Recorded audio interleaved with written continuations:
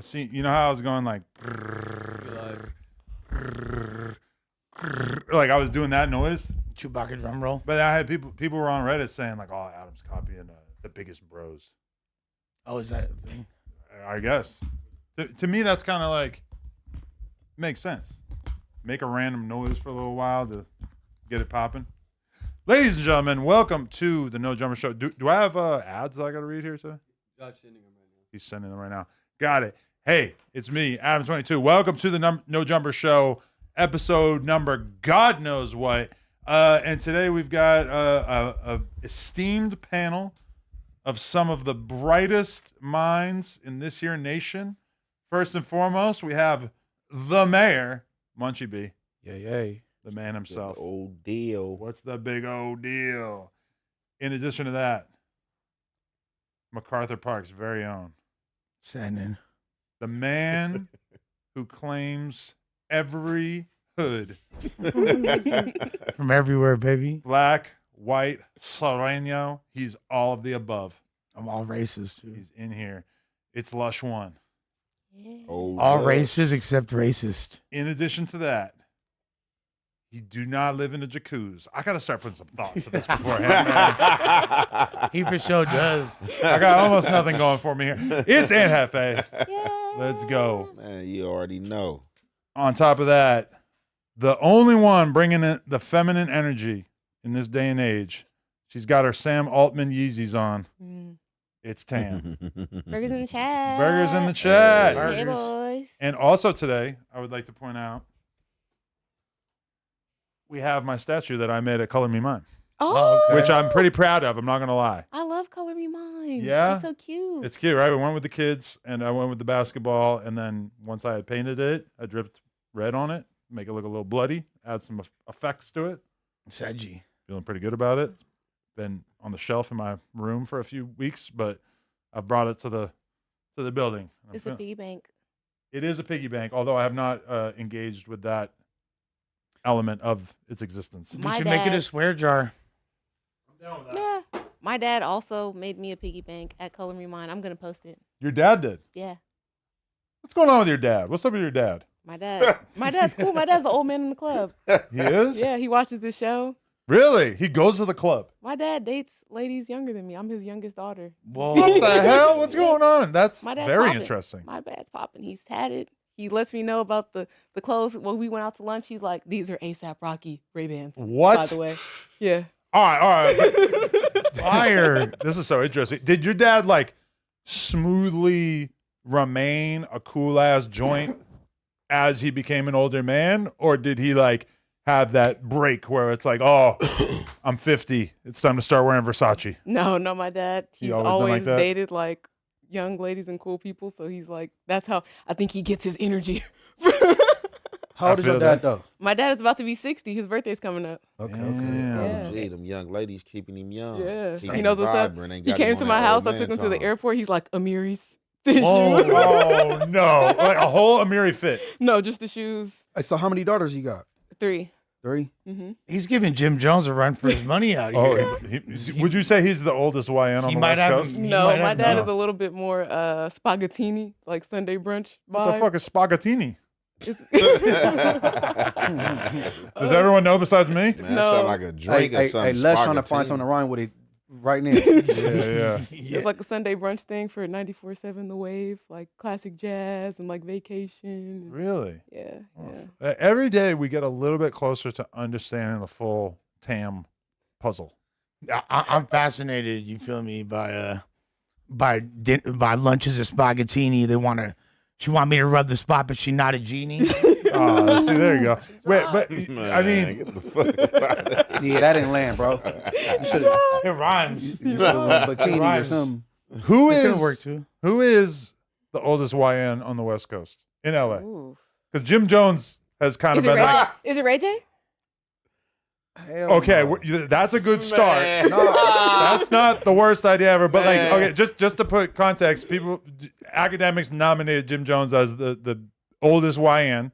Yes, I See, agree with we that. But that's can't- New York. Let's talk about LA. See, Who qualifies? We can't be it can't be like nobody that's just coming out because you're trying to do YN activities. It gotta actually be somebody that was in them streets. Oh, So you think Ray J is not a good suggestion? Ray J was not in those streets. that's Moesha's little brother. You know what I'm saying? I mean, he banged a street, but See? he's not in those streets. Are you trying to say Ray J is a subscription gang member? Man, look, I just said Ray J ain't been in them streets. We've been seeing Ray J on TV. Now, Okay. you have Ray J, he didn't participate in gang activity, I don't think. You know what I'm saying? And Okay. you have those type of people, and I think that gang banging should have been diverse and allowed and ushered certain people in early on, because a lot of people was getting ran out if you wasn't like hardcore. Mhm. So that's just why you ain't got people in the police force. You ain't got people in certain fields that, you know what I'm saying, be on your side and shit like that. Mhm. Hey, But well, Ray well, J was not in the field. if that's the guidelines we're going by, Jim Jones, he Yeah, getting he rich don't- for too long. Yeah. Well, okay. Does the I mean, but this the thing, but like, Just because he was have so Jim deep. Jones been in the streets as a member? Like, we don't know if Ray J as being in the streets as a member. Okay, but my thing about it is that the thing with Jim Jones is like he's not selling crack. He's not he's not shooting people, but he still kind of has like the young dude dress code. Yes. He's still got the young aggressive attitude. We see him turning up on people in the streets.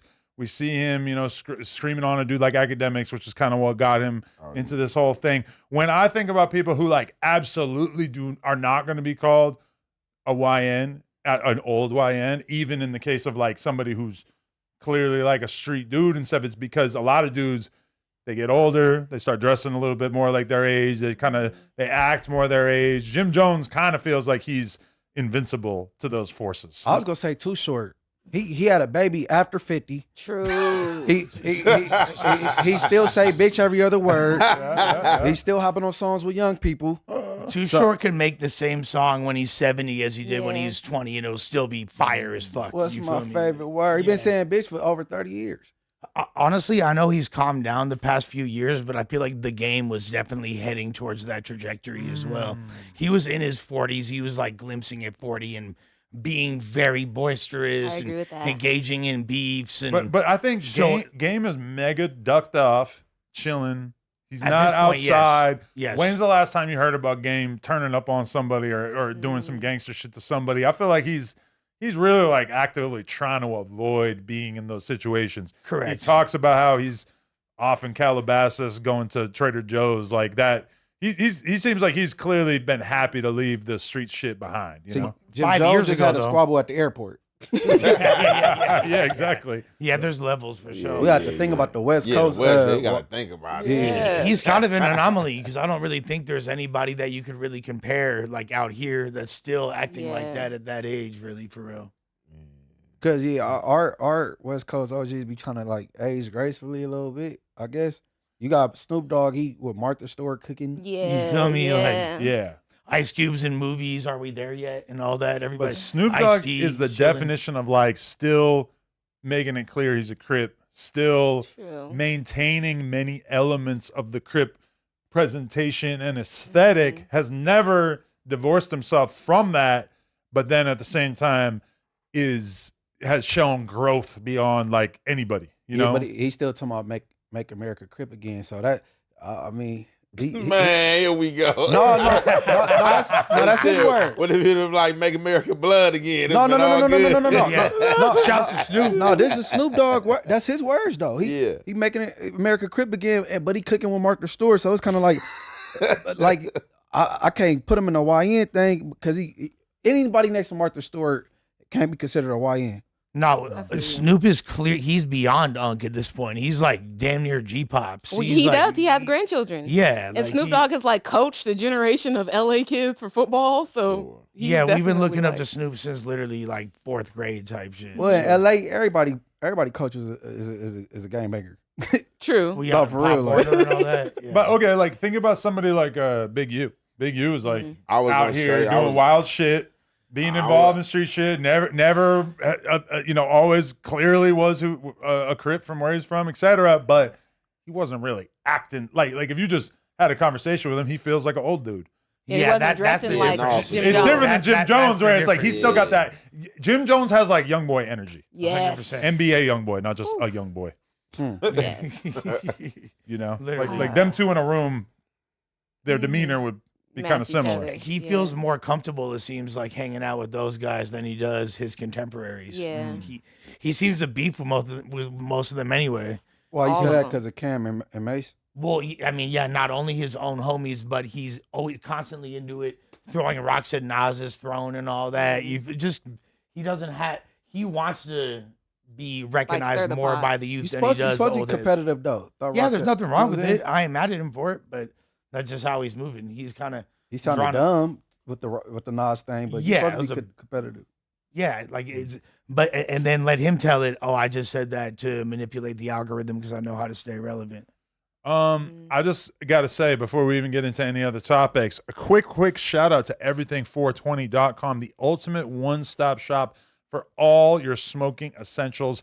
Think of it as Amazon for smokers. They've got it all, but don't sleep on their universal plug house flower.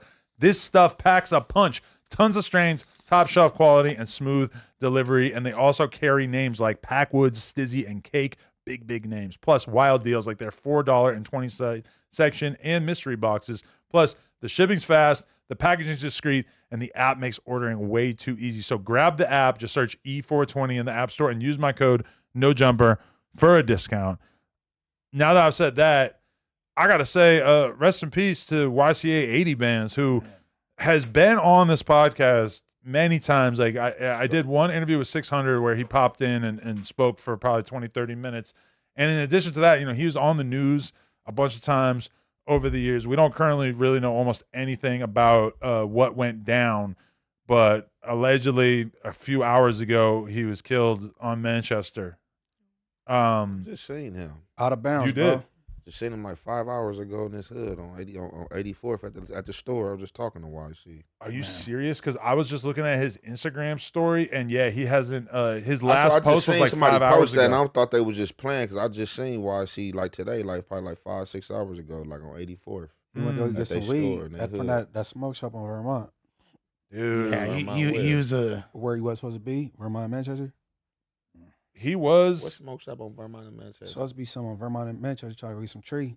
He should have went to everything 420 because, no, for real, because that's out of bounds. Like, you know what I'm saying? It's dispensaries on every corner. You can't picture one right there. No, I was just right there. I just went and ate right there because you said All that Domino's. Oh yeah, That's in that's the on the shopping center. Hoovers, right? Yes, in the Hoovers. That's So on the you're Hoovers you're side. saying that is a unlikely spot for him to be in. Everybody. Yeah, no, that's a no go zone. But him. For him for sure.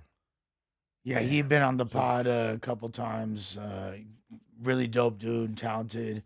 It kind of sucks when there's someone that you wanna. This fool had hit me up multiple times for Yes. interviews, and I was Yeah. like, wanted to get it popping, and like, you don't expect something like this to happen. It's like, damn, fool. Yeah, because I had told him, I'm like, listen, like I had you on the 600 interview. I don't feel like you're ready to do a full interview at this point.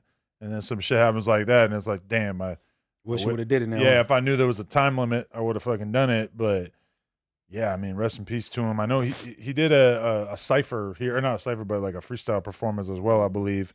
And he had been super viral recently. If you like pay attention to certain channels and stuff, like he'd been going Damn, up a it was lot. just like- him on this page. Yeah, 5 hours ago. yeah, That's crazy. What'd Travis say when he called you?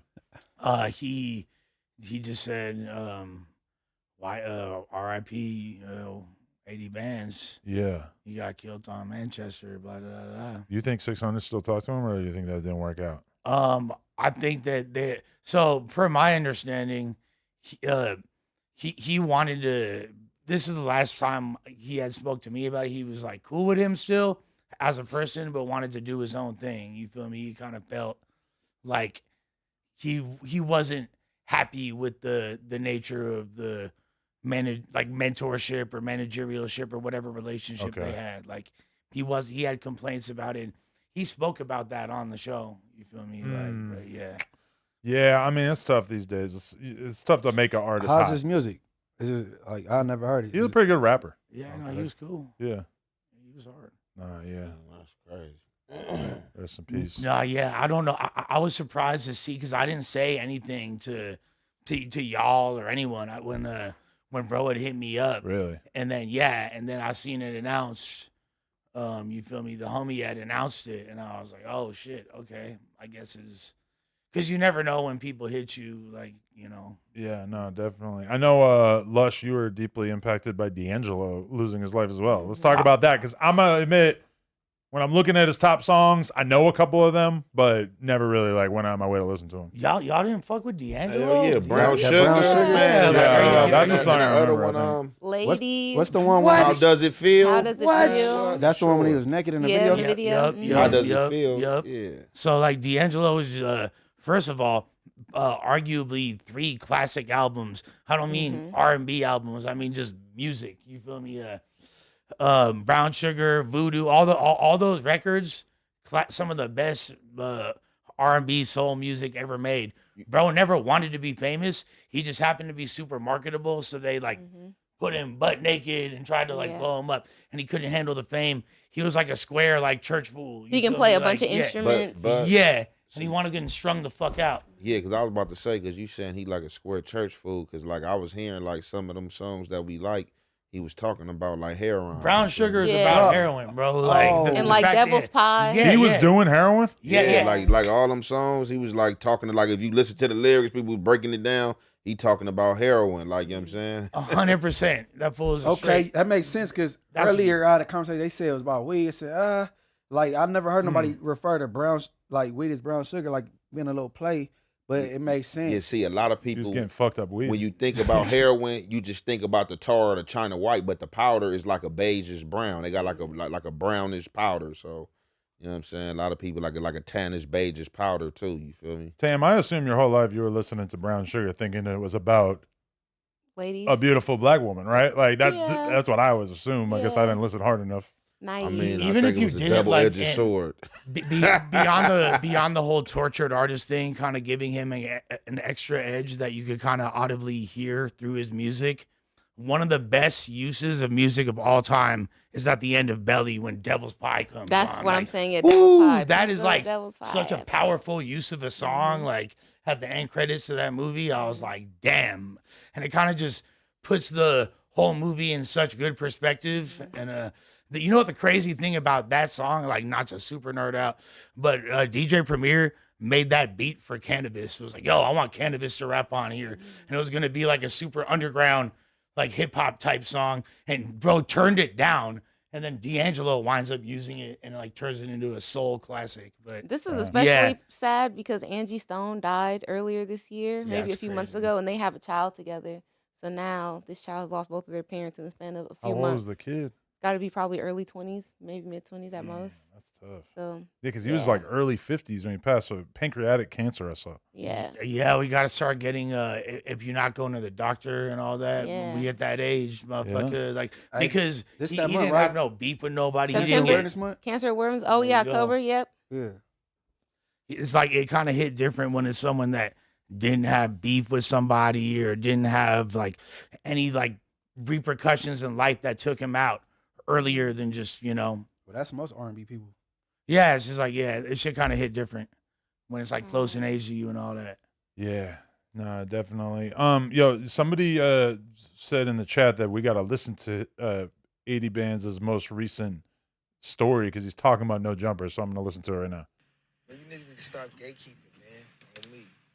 Because to be honest, a lot of the platforms out here that could help niggas, you know what I'm saying? Like, with marketing and stuff like that, get you seen by plenty of people. All they do is push the same artists. Y'all push the same fucking artists. You feel me? And then, No Jumper, anybody that's on No Jumper that got any type of buzz, it's not from y'all music. I'm afraid to tell y'all, and y'all could be mad at me. I don't give a fuck. Bet y'all won't say nothing. Bet y'all won't say nothing. Bet. Bet.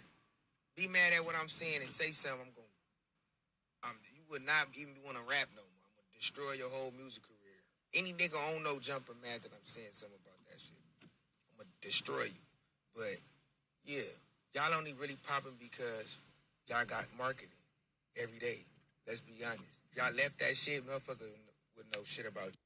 Damn. So he left this world with a hot take. That's crazy. Jeez, I'm I not. don't- Was that like a diss? Hold on. That wasn't really a diss hold on, against hold No Jumper. No. really, was it? They ain't That was- no jumper diss.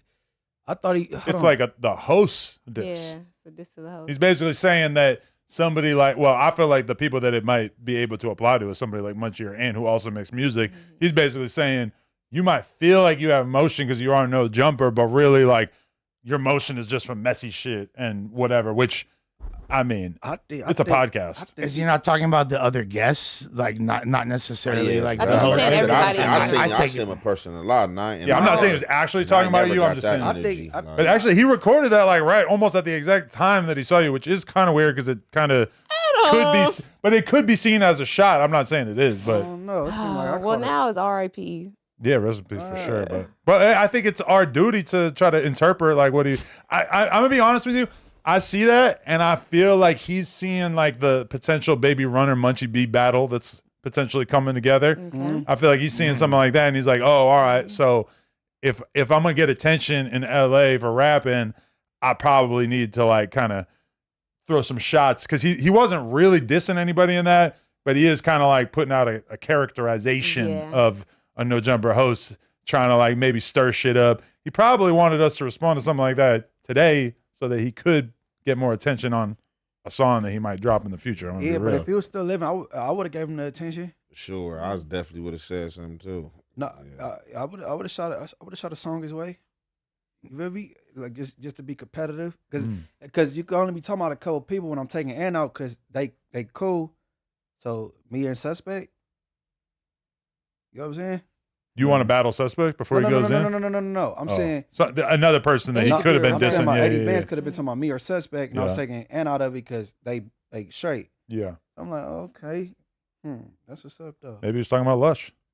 I don't think. For some reason, I don't think he was. I don't think he was talking about Lush.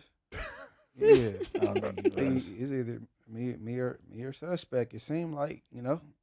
Damn. That's Interesting. But I mean, I like it. I'm gonna be real. It's like two different things to be popping as a rapper or to be popping as like a podcast host, because like different things affect one or the other. Like as far as the music thing, you got to make good music. Right. You got to have a good image, I guess. You got to be able to be out there and getting attention from people music wise, probably locked in with certain people that'll help kind of push your career in the right direction. Versus like being a No Jumper host. You know, I mean. Bo Jackman made a little name for himself on No Jumper. I don't think anybody's like checking for his music if it exists. I don't think anybody's looking up Hellcat SoundCloud. But it's frustrating to be an artist regardless, and anybody they see with some type of traction, if they feel like it's something that they deserve more than them or they would like to have for themselves.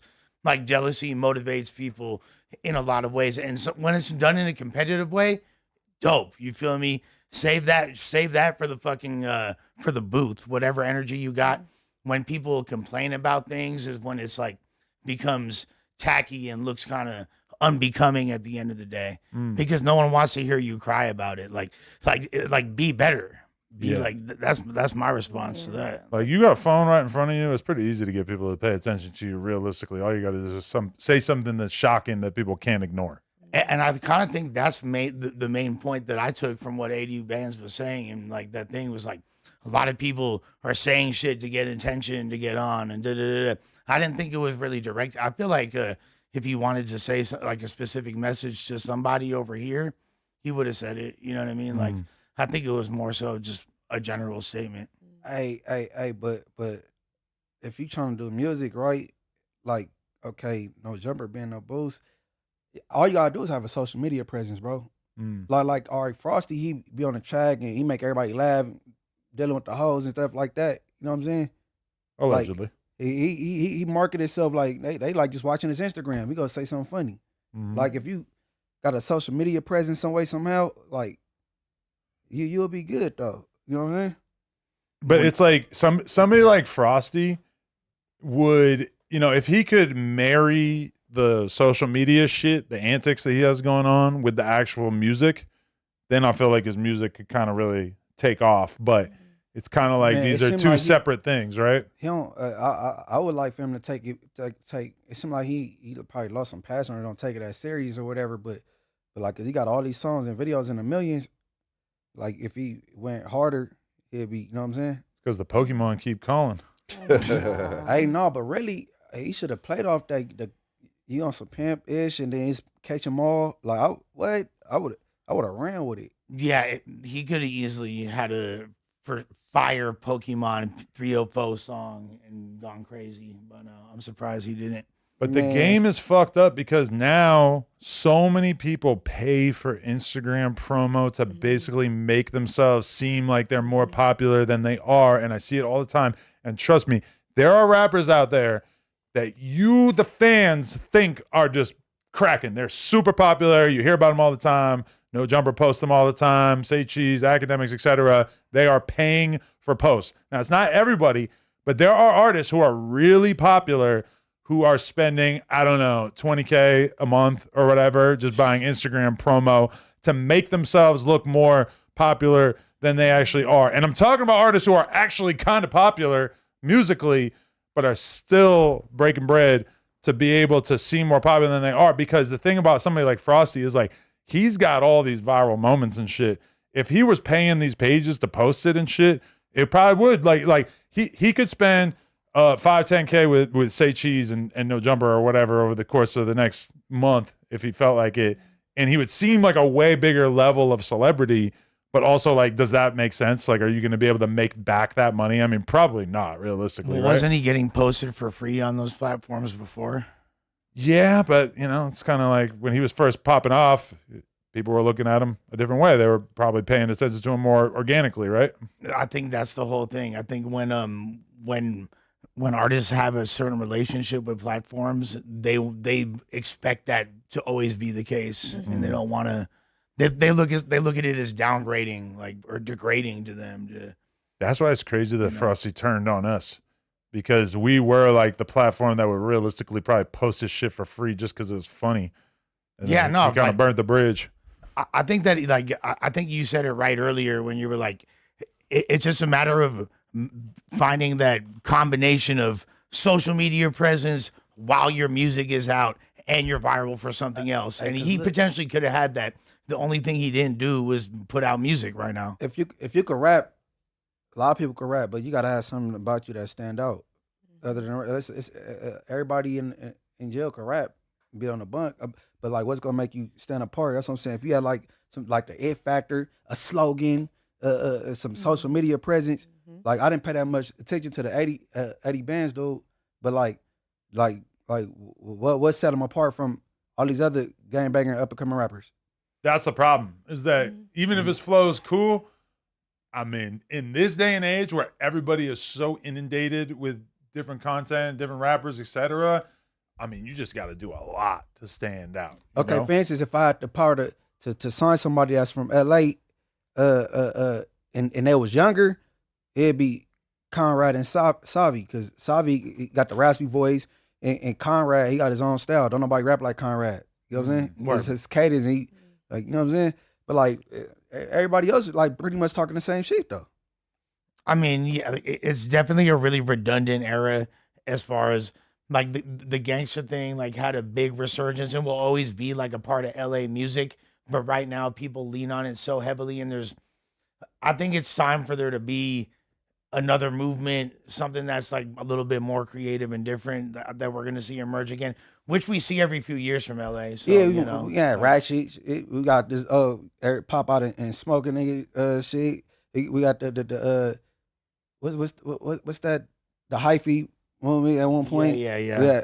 There's always different styles that like go in and out. So I think we're gonna see something new from LA for a while. I mean, okay, I'm thinking about a bunch of Detroit rappers right now, like a V's or a Babyface Ray. LA could use somebody like that is not about street shit. Cool, has that flavor. Kids want to be them. They think that they're just sick. And it's like, we usually, when I think about even the people who kind of had a moment in LA over the past like year or two, aside from obviously you have like superstars like Kendrick, more often than not, dudes get attention based on being super gangbangers. And it's kind of like, I mean, realistically, almost no young dude who's rapping is going to be able to avoid that in LA. So it's kind of hard to imagine us producing someone like that. But oddly enough, the biggest record to come out of LA besides Kendrick was that Soak Soak City. City, yeah. What happened to I was like about to say, party Three No music? Baby, he know what the banging, and then I don't think D Smoke Records is like commercial, but he what? Nah, he's and he in the- nominated with Grammys. Yeah, Yeah, D yeah, Smoke yeah, is So yeah, Grammy so D nominated. Smoke, he got he lyrical. No, but for sure, like there is a, beyond like Soak City, like records like that were resonating a lot more on a national scale Yeah. than the gangster music. You know what? A thing I've kind of realized that the new artists do now is that, like, if they have the option to dip and avoid hip hop, they take it. Somebody like Kid Leroy starts getting attention, being associated with all these rappers and stuff, and then as soon as he has the possibility, he's out of there. He don't want anything to do with it. Somebody like Billie Eilish was around a lot of rappers earlier in her career and stuff, had relationships with people like XXXTentacion, etc. She's not leaning into or like trying to be associated with hip hop. I feel like artists now, if they have the option, they look at rap as kind of a liability that they don't want to be associated with because it's so messy or something.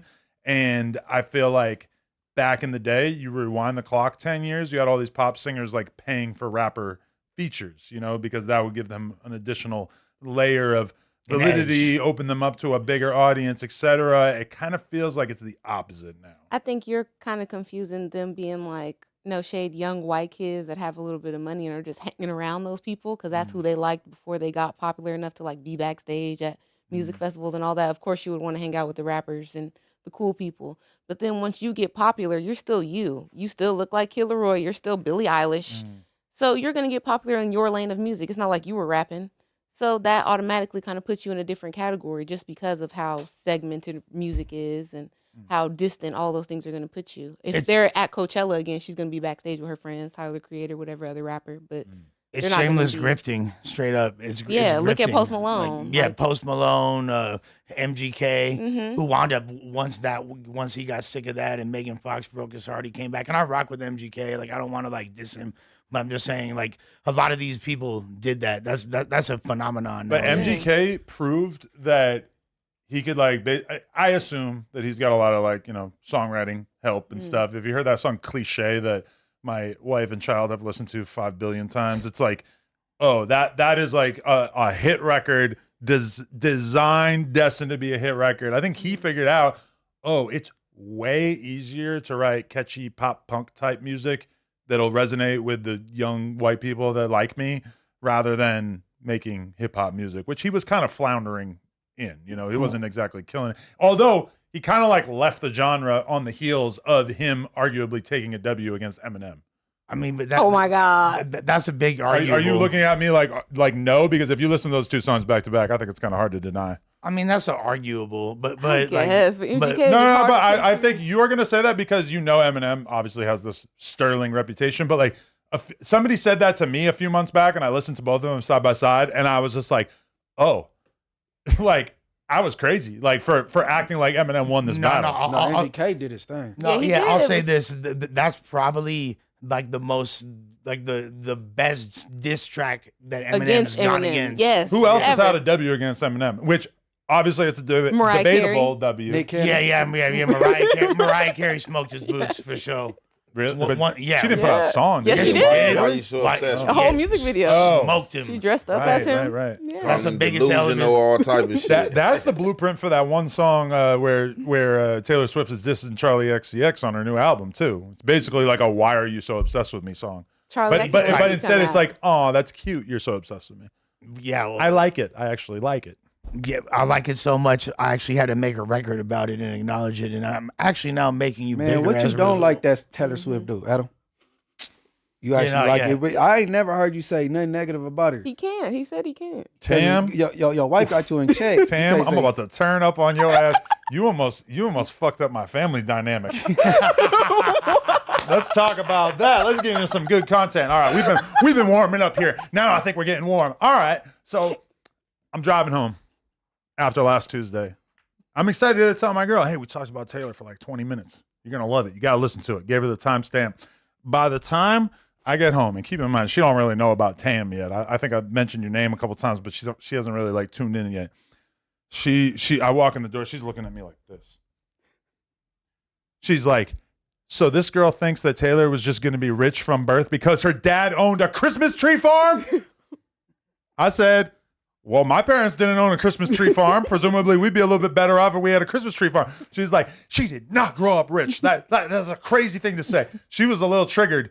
And then I forget, there was like one or two other things too that you said that you said she was racist because she said black bitch and savage, which honestly, I've devoted a bit of mental. I thought it was bad bitch. Yeah, bad bitch. First of all, black bitch sounds great. Bad bitch. Yeah. Black bitch. Oh, Lord. Yeah. No, because, okay, I've expanded quite a bit of mental energy thinking about that because the truth is that bad bitch and savage are both hip hop terms.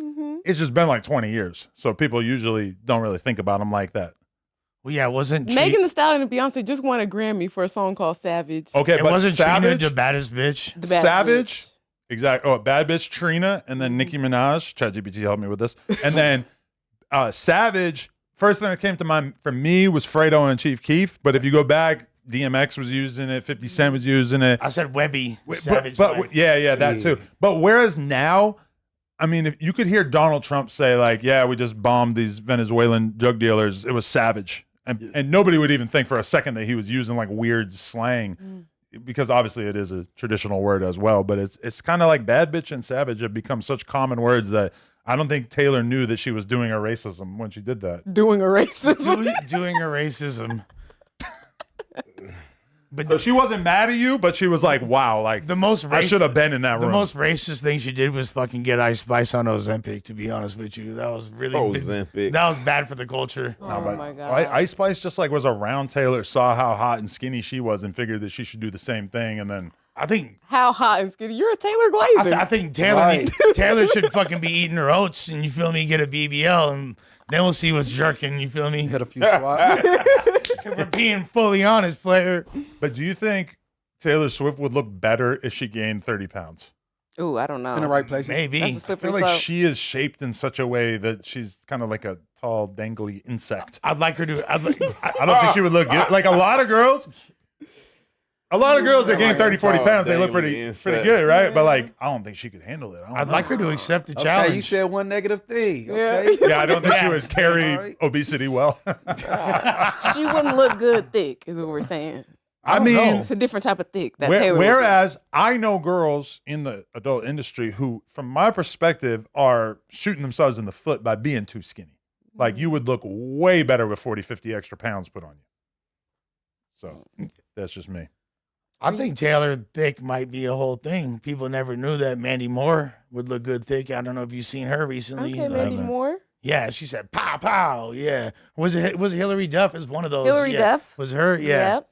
Oh, Yeah. Hillary Duff got And thick. Hillary Duff is gonna have music coming out. She just got Which- signed again. Which you like one was all that shit? Let the rain fall down. You listen to more pop than hip hop? Probably like equal. I listen to an array of music. Give me the rappers that you probably listened to the most in the last calendar year. Future, Don Toliver, Metro Boomin snuck in because of the collab. Okay. Yeah, those are my top 3 every like 2 years in a Take row. Metro Boomin out of there. He's a producer. Yeah, that's He is a Metro Boomin. producer. So, I listen to. Don't force it. Yeah, I'm like I don't want to lie. Well, yeah.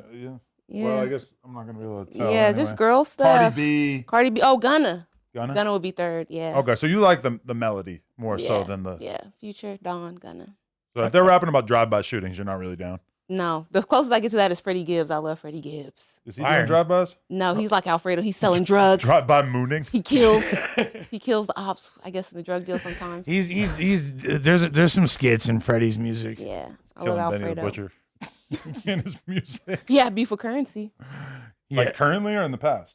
With this new drop that just came out, Alfredo too. Oh, yeah, because like they never did another project together yeah, or whatever. He was mad. Spit is not rocking with Freddie no more. Yeah, Yeah. he was chill about it. So, Lush, from a cursory glance at social media, it seemed like you were having a little bit of a crack epidemic weekend? Well, you're in the park.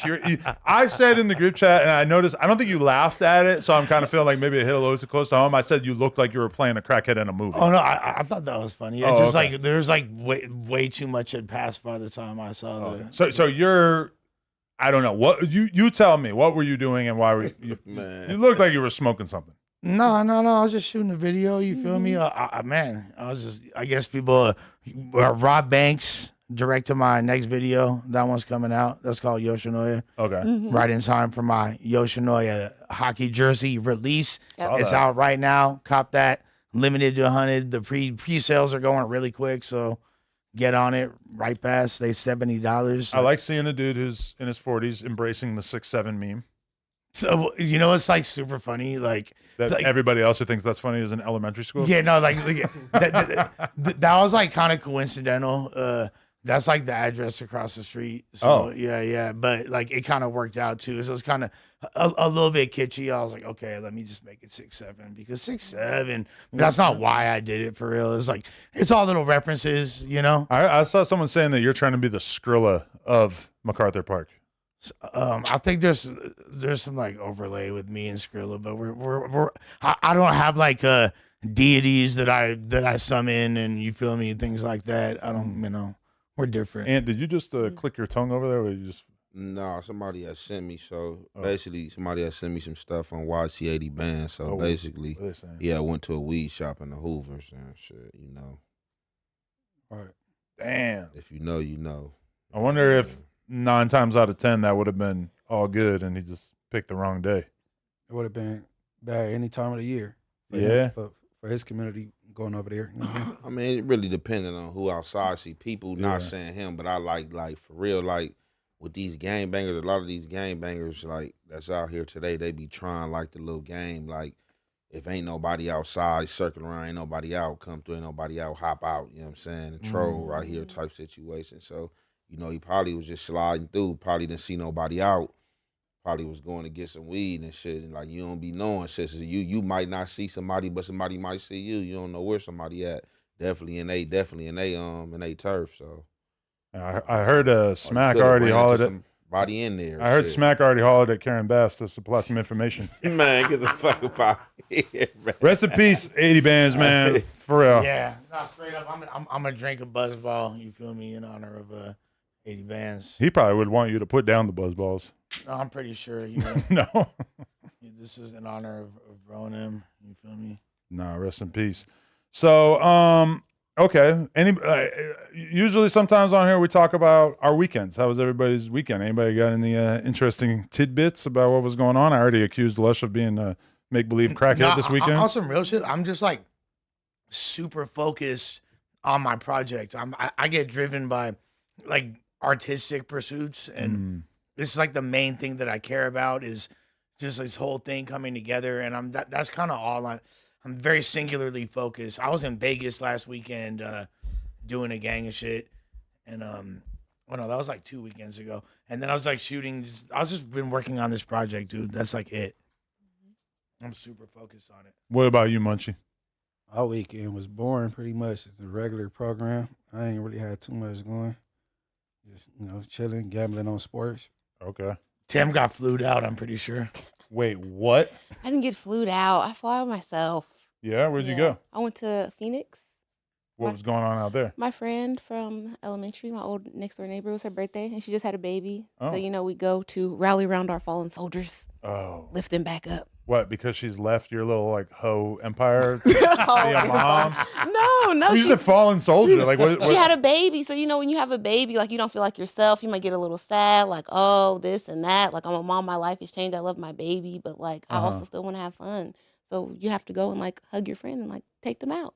That's real. When you have a baby, you start having significantly less fun. Let's be real. Yeah, you got to take them out. Yeah, it just seems like I've never been I think it's good that I've never been saddled by that responsibility, so I've been able to just like fully embrace I would love to see you do a sperm test so we could check out the strength of your boys. Can we do that? I would love to. my Yeah. God. Yeah. That's good Sperm podcast test. content. I'm so You down. bring in a microscope and a little like container of your sperm and just like judge it. Mine are jet skiing, doing 360s, doing fist faces like Mac Dre. You feel me? Like, Oh my God. Are you kidding? Let them motherfuckers falling off. I got. And they're doing the Charlie Kirk. Hey, man. Nah, fool, I got mine are heterosexual Greg Louganis's diving from a great height. Motherfuckers walking down Walton, Notion, what you... Yoshinoya? Yoshinoya? Yeah, Noshinoya Alley. Your sperm's in there eating Yoshinoya. First of all, yeah, I was doing, like, man, let me just tell you, my sperm was catching broad day marathon spots in Yoshinoya Alley in the video, right there on Alvarado and Wilshire, aka where there's the most murders in LA. You feel me? Boom. God save MacArthur Park. Big letters. You feel me? Marathons. The fuck we talking about? That's what my sperms were doing. Yo, I'm gonna be totally transparent here. Is that might have been the most white weekend ever for me. Friday, went to the Chapel Roan concert at Ooh, Pink Pony Club. very much my kid's first concert. She's almost 5. Were you the most hetero person there? Yes, I say that without feeling the need to add any kind of asterisks. It was 99.9% women and homosexual men. A So lot there's of no glitter. competition. For sure, probably I had the highest testosterone level there, which is not a good sign. Yeah. That's kind of fire. For the record, I have yet to start the injections. You guys will be kept in the loop about that. But yeah, I went there. I did not meet anyone who knew who I was besides the people working at the food court, the food carts, and then the security guys who were enthusiastic. But I mean, honestly, great show. She totally killed it, and my kid had a ball. And then the whiteness only increased even further when I went to the Diplo 5K fun run on Sunday, which is something that my wife signed me and one of her friends up for. And basically you're around a lot of normies, Asian people primarily, some white people. If you told me that black people were banned from this event, I might have believed you because that's how low the presence of black people at this event were.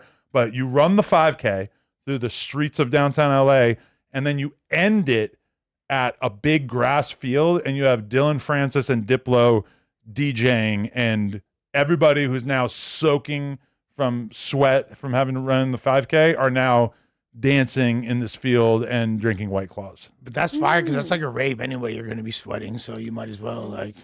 Myself personally, I do not want to be at a rave at 11 a.m. in downtown LA for They any give you reason. any free stuff? Like, is it sponsored by Nike or something? There was not any free stuff that I saw. I don't Weak. know. My girl worked there. She saw Amber Rose and took a selfie with her. Your girl was there? Yeah. Oh, so when you sent that, that's why. Oh, Yeah. shit. Yeah, she was working at the stage. Oh, That's Amber cool. Rose is there? Yeah.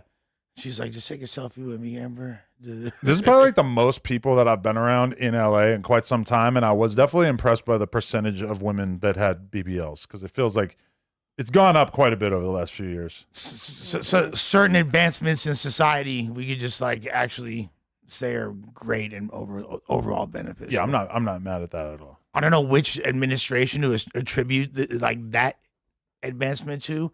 People want to make everything so partisan. Is that a conservative or the libtards? Who made that crack off? Whoever made BBLs pop, I'm with that. That's crazy that we don't see the right taking a stand against BBLs. It feels like that would be kind of on brand for them. Yeah, I feel like they kind of like started to pivot when it came to big booty Latinas as well. They were like deporting fools and like, wait a second, not her. You feel me? Like that ass needs to like, wait a sec, ice. You feel me? Yeah. Slow your roll, buddy. Yo, I'm going to make it even more white. I watched James and the Giant Peach. Ooh, a classic. Damn, I don't like qualifying classic literature as white. But, you know, it's like, you know, it felt like the least no jumper weekend I've had in quite some time. Because the next couple weekends, I have to go do distinctly no jumper things. Fair Go to enough. events. Just say you had like a wholesome weekend. Don't make it white. Don't make this a black-white thing. Yeah, Wholesome but, is white in Adam's mind. but also I went to a Diplo midday run That's pretty white. slash I'll give you- rave. I'll That give just you That's that. true. I mean, that just felt like this is the That's whitest thing I've white. done. But in you a said long there's time. a lot of Asians there as well, so it's like a, you know. I didn't know where the Asian normies were hanging out. Now I know. How you know? But for a while now, I have not known. Time to, you feel me? Start recruiting. It's weird because it's like I don't like the music, but I just want to watch girls move their butts around. So you know, I was kind of pleased. Yeah, so if they was running, they little thing, they probably had the little Spanx on and all the little shorts and you know what I'm saying. Well, I will The tell little you that thing. the 5K was weird because like while I'm attempting, I ran probably half of it and probably walked the other half. And honestly, my legs are still fucking killing me because I have never ran at all ever. But there's a lot of like big sweaty asses that were running. It's kind of weird. Like girls were coming up to me and being like, "Oh, I'm so and so from Instagram," and I'm like, "Oh, hi, how you doing?" And then I'm like watching them run. And I'm really kind of like, you just don't normally like get to see people like sweating their ass off in the middle of the day. You know, it's just like a different vibe. How does that make you feel? Does it make you like, are you looking at them like a scout? Do you look at women like, not? Yeah, I'm turned on. I'm like, oh, you that's some talent right there. But you just like, you're seeing them in a way that they would never normally let you see them You would have to like take them out a couple of times or something. before you see get to that? see them. Yeah, and even then, like, they're just not going to be like drenched in sweat, you know? Why? That's like a thing for you right now. You keep adding that in. Well, I Alright. mean, it was a run. So it's kind of like a important element of it. That's kind of a plus. I'm not gonna lie. Sweaty. Sweaty. Yeah, ladies? why not? Some people, the whole shit was falling off, like just falling out. Like they have like back jiggly fucking Ooh. rolls, like back fat rolls. We need the multicultural version of the Diplo run. You feel me? Yeah. Anderson Pack, where you at? Pack house run. And when I was hating on it, I had that suggested to me by Lena and her friend of like, well, what's the no jumper version of this? And then I was trying to picture like if we did a run, like if there's a few thousand people watching this right now, like would anyone do that? Like I don't know. Hell Like, yeah. Yo, be the Hey. change you want to see in the world. I like that. Hey, I Adam, mean, I it's- know you it's never been to possible. college, right? So, but a little college time. for real, He Well, said it like it's prison. I went to college for 2 years. all right. I don't really feel like I got the full college experience, but I did try. Well, I went to Undie Run. I was shocked, right? Undie Okay, run. yeah, UCLA. At UCLA. Yeah. What year was this? This was 09. Yeah. Okay. And we when we came, we pants and hoodies on. Everybody, I used to let the dudes that run track had their little speedos on and shit. I'm like, but that was I'm like, they do this in college. Like everybody's on a football field. Females had their little cheeks out and shit. I'm like, this is I like this. It used to be like an annual thing, like a tradition. But No, that- you, no, but they you do it weren't all- in your underwear like everyone else was, but you showed up fully dressed with your friends. Him Yeah, me and my homies. homies, because we just heard of college, like, you know what I'm saying? We was just pulling up. We heard this popping, and we pulled up to UCLA, and it was lit, the whole football field. You know what I'm saying? I'm like, okay. And shit. No jumper undie run Oh my 2025. god, that will But help where- the where- health in the community. where people running to and where they running from? You gotta find a safe I mean, place. if you want to do a 5K, actually, I'm gonna be honest. This thing was like so big and like there was just so many people that it took an insane level of coordination to pull it off. And then also having the music element, that was crazy too. It just took like a huge amount of. There's probably so many people volunteering and stuff. It was honestly pretty ridiculous, just what went into it. Well, the city was paying a grip of people because like that, like all the different companies that my girl works for, like Golden Voice and all them, they're always getting employed by city agencies. You know what I'm saying? Well, I mean, I'll put it like this: 12,000 people, and I believe the average person was paying $100, which is back of the napkin math. That is, well, that no, How many people? 12,000. And if they're paying $100 $100 each? each, what's that? 1.2 1.2 million. Yeah. Yeah. Hey, no jumper undie run got my vote. Hey, hold on, Tim. What's up? Hey, hold on. At this wasn't nobody running at this undie run I was at. They was just on the field. Well, And I- they do run through campus and like they run a little thing, but you probably went to the turn up part, the end. Yeah, you everybody pulled was up. on the field. Yeah, Yeah, okay, so that's okay. like where it ends. Hmm. You They pulled get- up with the homies, like you said. The undie run sounds Okay, lit. I have a question, random question. When we're talking about wholesome activities, are we gonna have any sort of Friendsgiving or Christmas gift exchange among the employees? Typically, we'll do a little bit of a Christmas thing, but I Mhm. don't think we've really done Friendsgiving or anything. But I mean, We did. we did 1 year. Yeah, we did a few years back. It was chill. Yeah, we have a. There's always this like iconic comparison of like that one Christmas party where there was like a ton of people here. Well, yeah. and then almost all of them were gone. It was within, kind of like a an year. omen. So it's bad luck. that I was- mean, I'm gonna be honest with you. Like, we just had way too many people that were getting paid at that time. Like some of the hosts were kind of sad to see go, but for the most part, I mean, that needed to be cold. it was literally Cold is a crazy word choice. It was just okay. We needed to be downsized. Thank Is that you. okay? Thank you. it was a bit excessive. It was a Okay. lot of It was people. fun. It looked good. Yeah. It was In good. reality, many of those people, I'm not really sure what they were doing. But yeah, it was an excessive time period. But I mean, I'm all about it. We should do something cool for Christmas. That would be lit. Maybe the undie run that Munchie was talking about. Here you go. Yeah, The organized. frozen undie run. Mhm. She said wholesome. Y'all got about the underwear. Hey, but I'm down for the no jumper undie run.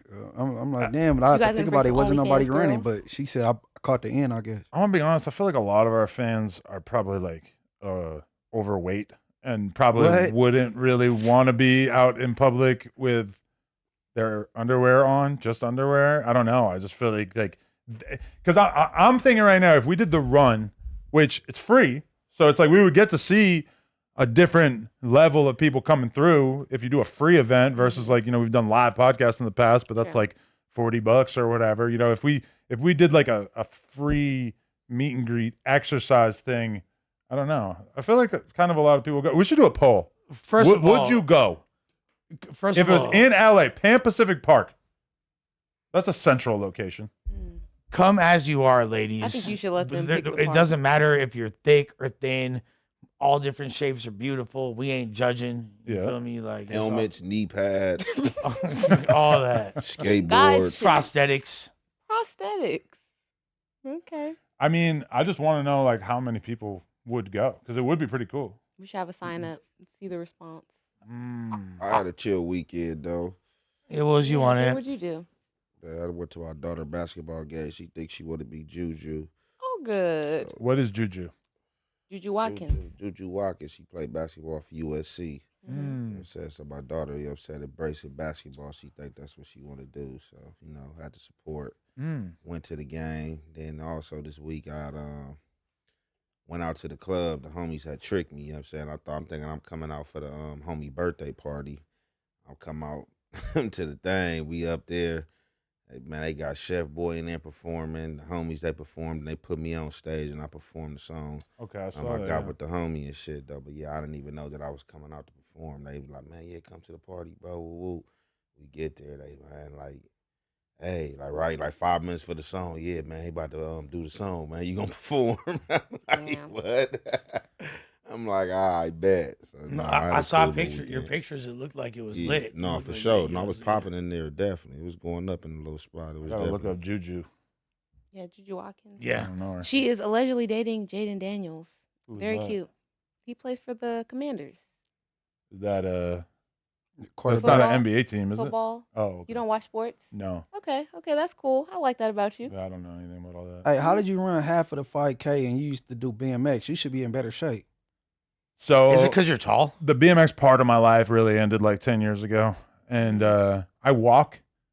I like walking cardio. I'm just not a runner, and for sure, like as soon as you start running, the main things for me are like the shin splints and then the hip flexors right here. Just really gets lit up very, very, very quickly. So, That's because you're tall, huh? I mean, I'm just heavy in general. I'm like 240 right now. For sure, I need to work on that. But I mean, in general, trying to run a 5K with no experience running ever, probably not a great idea. 5K is like what, 3.5 miles essentially. Basically, yeah. Yeah. I mean, that's more running for a mile straight is very feasible. I feel like more than that, it kind of shit. Like it's a bit excessive. It take its toll. Running. I mean, probably the first mile was flat, and then it goes up extremely steep hills. that was the moment where I was like, oh yeah, this ain't happening. This ain't gonna work. It's just like a hill. It's like straight up. I'm like, oh Lord, like this is. I gotta walk this bitch. Like, Did you know like this is gonna be the terrain's gonna be altered at a certain point? You kind of like no, preparing? I did no preparation for this in any way. How many miles? 3.5 basically for a 5K. If it was flat, I think I could have 5K? maybe handled it. Yeah, 3.5 miles of 5K. yeah. Yeah, 5 kilometers. Some study just came out that said walking for extended time on an incline is healthier for you than running anyway. Oh, I so- totally agree. Running is shout out terrible to for you. your body. It's like fucking super Wear and abusive on your tear. knees and Mhm. ankles and shit. Yeah.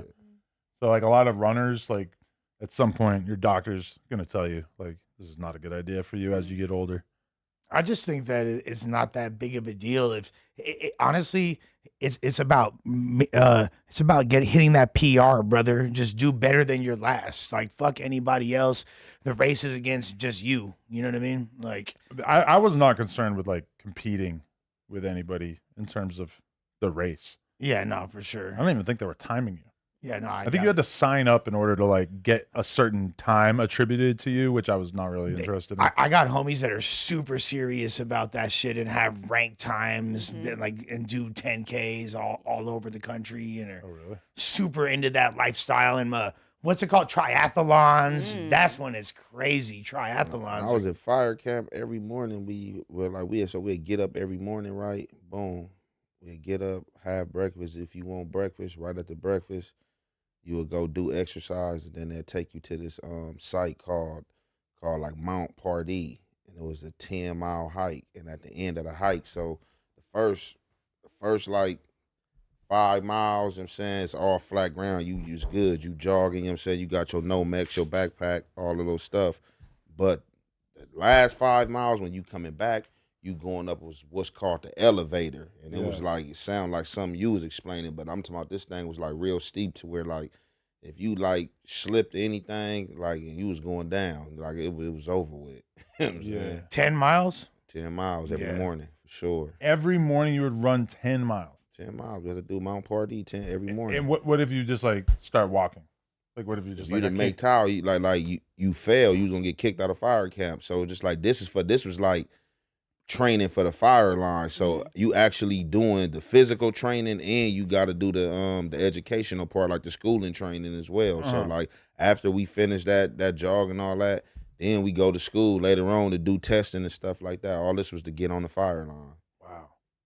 I I watched last night, and that was last random thing, I swear, before we get into some topics. But last night I watched this series on Netflix about The Biggest Loser TV show, which I think probably in like 2008 I watched a couple of seasons of it and enjoyed it a lot.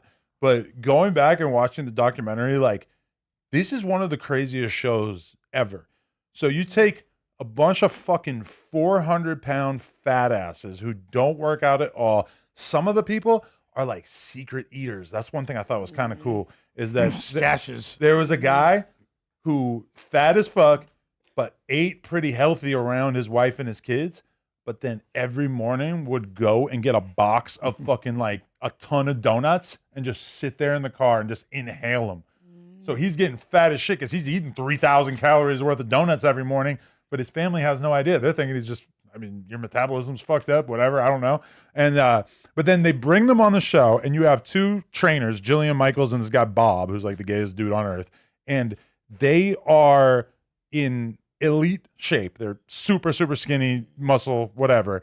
And then they're taking these 400-pound people and they're eating like 1,000 calories a day, and they're making them work out like 8 hours a day, which nobody would ever suggest this for like actually how you want to go about losing weight. But for the TV show, then you get people getting on the scale every week saying I lost 15 pounds. It's like huge numbers. Weren't people getting hospitalized and things like it was like considered unhealthy? That sounds like, dangerous, bro. Yeah, It it was was super like- dangerous. It was like a weekly weigh-in too, like at the end of the episode. So it was a lot of Yeah, build up. and it to was real too. climactic because you want to see people keep losing weight because Yeah. it's cool to see. Like people are losing 5 pounds in a week and they're hanging their head in shame. No, some like, people would gain weight. Yeah, no, that was the cold part. Is they'll work their ass off and you've actually gained 3 pounds. Yeah, what Start the crying. fuck? Yeah, and it's so insane because there are so they would do challenges where they put you into a whole room and you have to create towers out of like donuts and bread, but you can't that's use your torture. hands. So you have to go over and take the donuts. You have to, but like, you know, you're putting the donut in your mouth to move it. And these are people who for months on the show haven't eaten anything like this, probably want a donut so bad. They're getting the taste. They can taste a little bit of that sugar on their mouth, but then they have to just build it a tower. It's like the gnarliest thing ever. And then in addition to that, okay, like I was talking to my personal trainer about it today and just like reveling in how amazing this is. The fat people are falling down mid-workout, like laying on the ground, and then you have these trainers on top of them. Get up, you lazy piece of shit. You don't want it. You don't want it enough. Like, from the perspective of a fucking personal trainer, like, imagine doing this to someone. Like, it's so, this is only like 20 years ago. It's like the most fucked up shit I ever seen. No. Like, Trying to help him, bro. this could never exist. They in this get modern personal landscape. too. I've seen some get personal. Like your family, everybody was depending on you. Exactly. You need to get healthy. Well, nowadays Lizzo would protest the show and it would get shut down. No, Lizzo got this skinny. show could never be made now. It would just never happen. But there is, I hate to say anything bad about black women. You know this. You know I would never, Please, you just I would said never do black that. bitch earlier. But Ouch. bro, you guys got to watch this Netflix documentary because there is one black woman on it. She was like notorious on the show for basically being an ingrate and like not being a team player, and like she got voted off, and it's really crazy because you get to just see all these white people just telling her what a piece of shit she is while they're eliminating her off of it. It comes off very crazy in modern times, but now she's still super butthurt about it. Like she's just no accountability at all. Just like, oh, like it's so crazy. Like this TV show is giving you like months of free personal training, room, board, food. They're making you famous. And these people, these fat fucks, are just so incapable of having any kind of personal responsibility that they're like, oh, I gained the weight back because the TV show didn't pay for there to be a program that would keep me in line after the show is done. Like, this is what you expect of a TV show? That is literally the equivalent of somebody going to rehab and being like, I went back to doing drugs because the rehab didn't check up on me every week and send me follow-up meetings and urinalysis. But to be fair, you have to have accountability on your own. To be fair, like 90+% of the people who lost tons of weight on the show gained it all. Of course, of Yeah. course. It's like a crash diet. The thing is, I bet you statistically, the people that didn't go on that show and lost a significant amount of weight wound up gaining it back even more. Like all that show is gonna do, and all these top trainers are gonna do is just give you a little bit of a cushion at the end of the day. Like if you're counting up covert calories at the end of the day, you're gonna gain weight. Period. But they had a bunch of shows like that. They even had The Swan, where it was like they would take an ugly girl from a small town, they would give her plastic surgery. Fire. What? I love that What idea. channel Whack that's on? 100, what's going on? What up? What you doing, bro? We on the live stream right now. Munchie, Lush, Aunt Hefe, and Tam. Tam, oh yeah, I've been watching Tam. I fuck with Tam. Hey, what? I fuck with that, you know, and that's my guy. Lush he's a bitch ass nigga. Oh my god, bro. Every time I turn on a segment, you be whoever you in front of is what you doing. You gotta learn to be you, bro. Wow, a little critique right there. Why are you really not holding back on the Lush Uno, huh? What now, Wack? I seen some shit. I'm like, I seen some shit. There was some shit going on. I don't know. Lush is a little different. But yo, can we bring Tony the closer? He got a lot going on. Oh yeah, let's do it. That'd be fun. I'm gonna set it up so we can calm down, man. Y'all keep doing your shit. Call me when you come out of there, though. I need to holler at Hey, rest in peace, 80 bands, huh? you. Yeah, I got the call when it happened. It looked like another lineup. But you know, he be dropping his loads, telling people where he at, where they want to pull up. You know, when you like that, you gotta be ready. You can't be doing that shit. What's tripping me out is wasn't no gun on it. Can't be doing that shit. You know what I'm saying? Telling motherfuckers where you at and dropping lows, and you know what I mean? They following him in there, look like they give him full description of cars and who had on what. That shit all on the internet. So Wait, I was 600 artists. Yeah, I know, I remember, but he got killed in the parking lot or inside the weed No, I shop? got the picture. I seen the picture. They killed him inside the weed spot. He bled out. Oh man, that's terrible. They came in behind him. Words was exchanged, and there it went. Wow, Yeah, crazy, I'm finna see you right now. He bled the fuck out. bro. Look at his story. Like the last thing he posted, like 5-6 hours ago, was basically him kind of like sort of calling out No Jumper hosts, saying that they're only popping for podcasting and not music.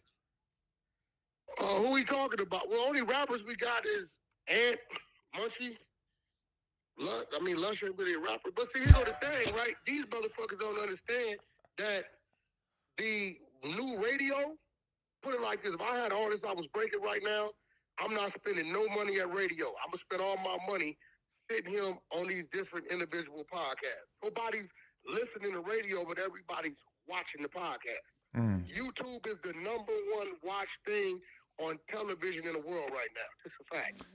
Yeah, but also I feel like you could be huge on a podcast and it won't really affect your music that much. But I mean, no, what I'm saying is, listen, if I was working the artist, right, I'm gonna go work him in the podcast circuit before I go work him in the radio circuit, and I'll come from the radio era, right?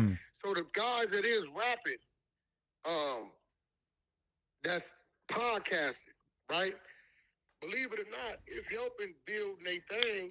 I just think it's more time going into creating content because they putting up shit every day than it is on the radio side. So, you know, hey, I wouldn't stop doing it. Munchie could go far. You know, I know he don't fuck with me, but Munchie could go. Munchie could go as a rapper. that's true. Yo, this is crazy. Now it's like, Yeah, what the fuck? Are you? Is this actually happening right now? Like Wack calls in to diss because you're someone that he's super cool with. You just had you on his on the I didn't podcast. say anything bad and about meanwhile, him. the guy who hates him, he's lavishing compliments all over. And we talked last night. Like this is crazy. like what the fuck? Like what I just said. Check his phone. I told him yesterday. I'm just keeping it real. If a motherfucker said, "All right, Wack, all the podcasters, rappers that's rapping right now, and me understanding this shit, right? Who would you push? If they telling me you got to put your money on the motherfucker for it to work. Now we got to factor in everything. oh my god, Right? bro. And I'm gonna be real. You ain't even got to be a hell of a rapper, but as long as you got a story and it's something unique to you, people gonna pay attention to you. Then the machine pushes you.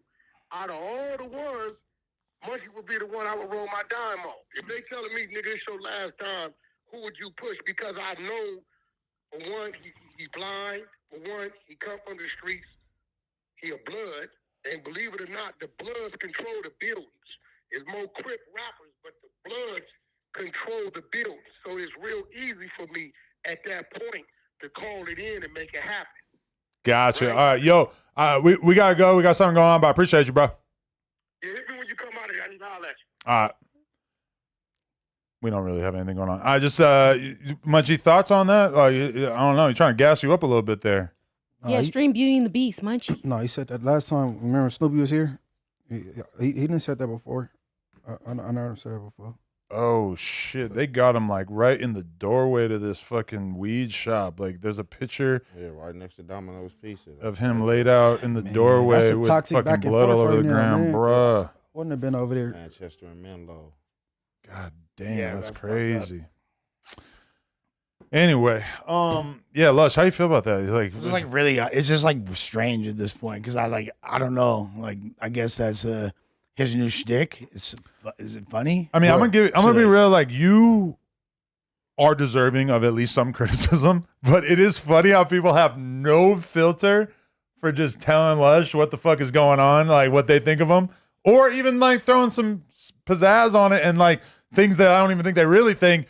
It's just, but then I don't know, like, I just don't understand. Like, this is in reference to the discussion yesterday, which was one of the topics. I wasn't like, oh, let's talk about Wack and Brick and what Brick said about Wack. Oh, yesterday. Yeah, that's literally what this is about. And I went out of my way to not say anything crazy. Brick Like, I made a was like, YouTube video saying that Wack's a rat. That's what you said, and I'm sure you guys talked about that. We reacted to Brick's video. Okay. So we played like the first 4 minutes of it. Okay. You know what I'm saying? Like as was the link on the screen. But Yeah, but we was talking about old boy too. What's his name? The lawyer called him a moron. Pooh Shiesty lawyer. Oh yeah, that too. I'm gonna speak, I think, for the people out there. Nobody wants to see Brick and Wack calling each other rats anymore. Like, this is just, it's Right just, nobody gives a fuck. I mean, now, if you bring some shit to the table, like, remember when accusing somebody of being a rat was like a really big deal?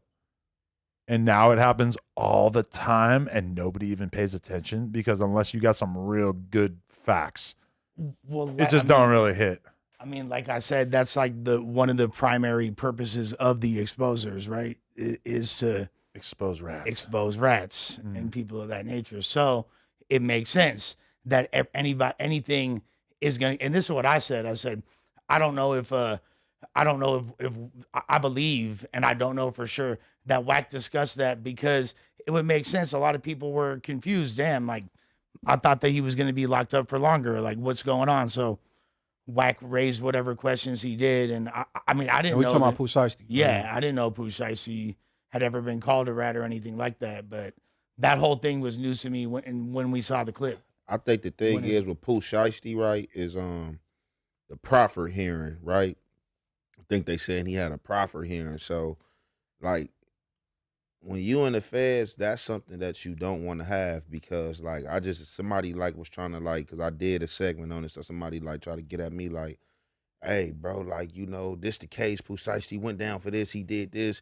Like, who he told on. I'm like, hey, look, bro, I don't know who he told on. If he had a proffered hearing, him as being a dude from the streets or just like, you know what I'm saying, being crime ridden, like you don't do proffer hearings because proffer is the people coming to you basically letting you know what evidence they got against you and seeing if you want to exchange any evidence to lighten your sentence or do you got some info for them. So some people go to the proffer hearings and they don't say nothing. They just listen to them. You know what I'm saying? But it's just still, I'm not even about to step out for a proffer hearing. I don't know, like, even just, but I just stepped out to hear what they got against me. I see what you got against me in court or in this paperwork. So, you know, like, I seen dudes, like, I had a dude that was my celly that was getting into it with dudes, you know what I'm saying? Like, and I don't even lie, he down there almost had me riding with him because he had, like, a lot of dudes telling on him and shit. And then only to find out, I get on the streets, somebody give me some shit on him where he had a proffer hearing and he telling some shit that don't got nothing to do with the case he owned because he can't tell that the case that he owned, he's being told on because he was the one doing all the shit. But he telling about other shit that happened in his hood, unsolved shit and all type of shit. So it's just a proffer hearing. That ain't a cool hearing to attend. Okay. I will not attend the proffer hearing. I will not.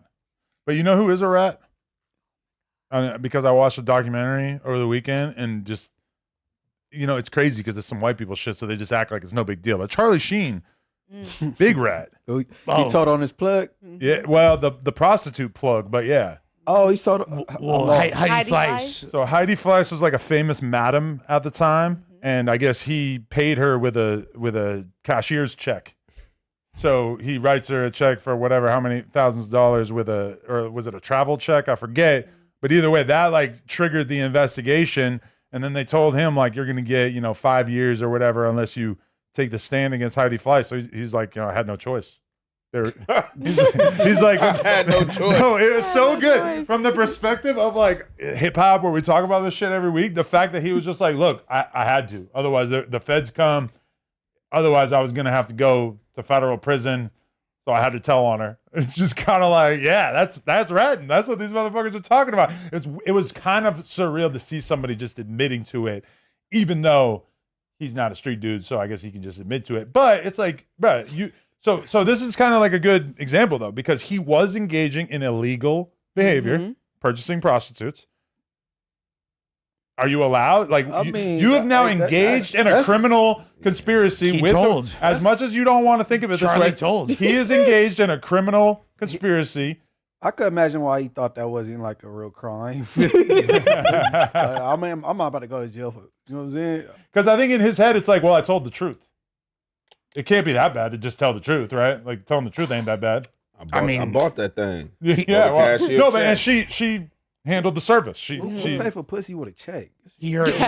I think he was paying in advance for multiple. It was a down payment, or maybe he Yeah. was clearing up his tab. Yeah, I mean, he yeah. explains it in the documentary that he just like had these checks on him and just chose to use one of them because it just made sense. Convenient. But yeah, I mean, you know, if he was a rapper saying it, his career would be you're a snitch for life. Well, he's not even the first one. You know Tim Allen, remember from Home Improvement? That fool had like He told. Tim Yeah. the Tool Man We Taylor. tell the hell, Tool Man? yeah, hell yeah. That fool got caught with, I want to say, a couple ounces of coke at the airport and wound up snitching on his plug or whatever. And Wow. yeah. The crazier part about Charlie Sheen to me with the prostitute thing is he was with prostitutes on Good Morning America when he's telling Yeah. that he's like, yeah, these are my goddesses. One of my earliest cool things that I did in Hollywood was banging a chick who had also banged Charlie Sheen. I thought that was pretty cool at the time, and then I don't it think came you out. want to brag on that. Yeah, it came out he had AIDS, and I was like, oh, it was like a little. I wish I didn't tweet about it. That Tiger Eskimo blood. Brothers with Charlie Sheen. No, I literally tweeted back in the day, like 2013, 2014. I said, like, damn, I can't believe I'm Eskimo Brothers with Charlie Sheen. Hey, A couple Passing months that later, test. Charlie Sheen has AIDS. Hey, I'm honestly, like, what the fuck? I Bro? wouldn't be shocked if Future did the same thing Charlie Sheen did and told. Future. If he got caught buying like with some hookers. prostitutes. Yeah. Hmm. Yep. Damn, I don't want to put that on Pluto, but Man, shit. Why do you think Future would do that? I mean, what was he telling on? He just basically said that he gave her the check, right? Yeah. Well, he's saying that she's running a well, prostitution he was business. facing she's a 5 madam. years. Mhm. He was facing time, and if he didn't, you know what I'm saying, he would have had to. He had to provide information in order to. buying ass. Like you supposed to get cited out from the station. For Yeah, that he shit. probably could have got a better lawyer, but still. Yeah, he let them scare him. Yeah. Yeah. And that's what Heidi Fleiss was saying is basically like, you're Charlie Sheen. All you were doing was buying some pussy. They weren't going to do shit to you, or you were going to get like a very lenient sentence or whatever. And instead, you put it on me, and I had to do all this time because you're a fucking bitch who couldn't, stand on his own too. How much time did she do? I don't know exactly, but something substantial. Well, it definitely crushed her entire empire. She Mhm. was the Hollywood Madam of LA. Everybody was buying pussy from her. And You too? I was a little before my time, unfortunately. Yeah, I know you would have tapped in. I wish I was The at that Madam level. Agency, Lush one on the line. But I mean, there's a similar lady allegedly. I don't know. I think she did get convicted. That was servicing during like the time that Mac Miller passed. That was serving drugs and girls to a lot of. So there's been different eras of similar madams of that Okay. caliber. You know, Heidi Fleiss was just super in the news at the time, and like her clientele list was very A-list. Through the roof. Through the roof. Hey, quick shout out to Everything 420. If you're still hitting smoke shops in 2025, you're doing it wrong. Download the Everything 420 app and thank me later. It's literally your smoke shop delivered. Everything from bongs to edibles, vapes, and even shrooms. And their mystery boxes are my favorite. You pick the category, they handle the rest, and they even have a Halloween box right now that's fire. Fast, discreet delivery, and it's always clutch. Use code NOJUMPER, one word, at checkout for a little something off. Hey, the timing was off with that opening line. He Which said one? if you hitting smoke shops, you're doing it wrong. And somebody just got killed at a smoke shop. This shit is crazy. Okay, I didn't Technically, think about that's it not like a- that, that's but not that is a good smoke point. shop. What? Well, I guess it kind of is. Yeah. Look at this. Blanche from the Bay. Charlie used to fuck on my gay homie's roommate who was a popular trans prostitute, banged multiple A-listers. And y'all said I'd be trying to push a weird narrative. No, but he did. He talks about that in the documentary that he basically like Mess with transgenders? He started fucking men at some point due Damn, to what's the, up with the drug Charlie? abuse. Oh, yeah, we talked about that last Two and a time. half Yeah. man. It's too hot. Right. What's your excuse, Lush? Yeah, there's Hey. 2.5 man going on. Lush. I'm not Lush. What you doing, bro? Nothing. Just fool. kidding. It Wait, just You sounded dibbling and funny. dabbling? No, in drugs. Okay. I've definitely dibbled and dabbled in All right. drugs. so- Unfortunately, I haven't traversed the gay waters. Wait, sorry, we got a donation that I wanted to read, but now it's lost. Okay, Moose Man said, I'm 6'1", 250, and I run 3 to 5 miles 3 times a week. Quit being soft, Adam. Listen, Moose Man, I feel you, but this was my first time running in like 10 years. So I think it should be easy for you to understand why it didn't really go so well. I probably should have been like training to build up for it, which didn't even think about that. But Most man losing weight. yeah, Oh, so you just hopped up for the 5K off the couch after Chapel Roan. You Chapel Roaned all night, then you went to the 5K. I know, right? Okay. Yes, that's different type of. You be working out, Tim? What happened? I walk a lot. Yeah, I walk around. Where you walk around? My Not neighborhood. Fig, right? Oh my God. No. That would be awkward if you were into cardio and you lived there, It'd be a especially as a woman. horrible environment. Bad branding. Do you feel sexually harassed on this podcast as of yet? Because I feel like we've been pretty nice to you, but I do see the comments that are like, "Oh my God, Tam is being treated horribly on this podcast." I just wondered, is that narrative landing for you? Not really, no. Okay. I'm used to hanging out with a lot of weird guys. Weird guys, are we? I've had a lot of corporate jobs, a lot of old men. I've been the young lady in the office. Whoa. So you're used to dealing with that. Yeah, weird comments and shit. Damn.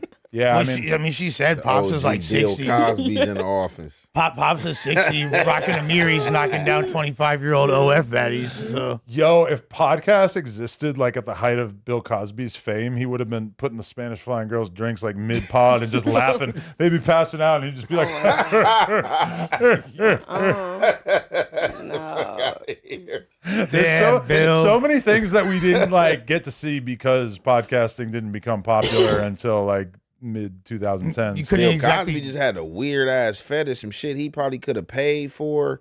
He was just doing like you I feel was like it's a Bill power Cosby, thing. like he was just like roofing motherfuckers, smelling Mm-hmm. feet, and just like motherfuckers waking up, they feet in his face, and they like, what the I ain't fuck heard is the you? feet part. Nigga, you trying to suck some toes, nigga? Like what you trying to do? I feel like back then, like the stigma around dropping something in a girl's drink wasn't what it was now because Bill Cosby had like comedy routines where he's making jokes about it, Oh, for which real? you could never imagine in a million years now. Well, I also think that Bill Cosby, for the most part, had a pretty wholesome image. So he probably didn't. A lot of the women that he was knocking down, maybe he didn't want to actually have them cognizant of the fact that Yeah. it was happening. So You when I feel watched me? the documentary of like the victims, one of the ladies, she did work at the Playboy Club, and it seemed awkward even in her interview then. Like, I mean, all of us knew he was famous. Like, we wanted to go, but him drugging us just seemed like, why did he have to do that? Oh, so he didn't have to. He was just kind Yeah. of doing it because he was.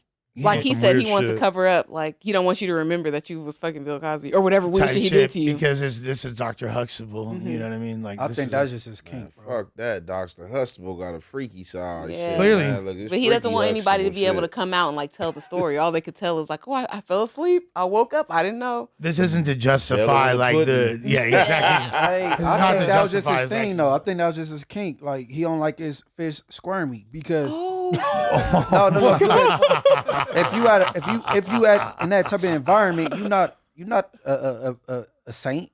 You're at the Playboy Mansion, Right. right? Yes, So you what are are. you doing here? But probably a lot of people at the Playboy Mansion just wanted to have consensual heterosexual. it was Playboy sex, right? Club, but yeah, same thing. Yeah. It's like Yeah, where and they're that hanging was out. and that was like kind of like a thing because I don't think he like even really raped nobody. Like a lot of them was just saying he just like had like weird ass fetishes. They was waking up and he was just like had their feet in his hand or just did some weird shit. Just And they were like, freaked out. damn, what the hell is wrong with you?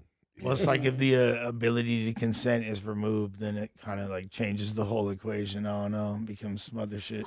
Also, I hate it, but sometimes we got to take responsibility for feeding into what we want to happen and not what could or is likely to happen. So, lady, you're getting invited by Bill Cosby to his house, and he's claiming that he has a movie or a show that you can audition for. Doesn't make any sense. He's invited you at night. Yeah.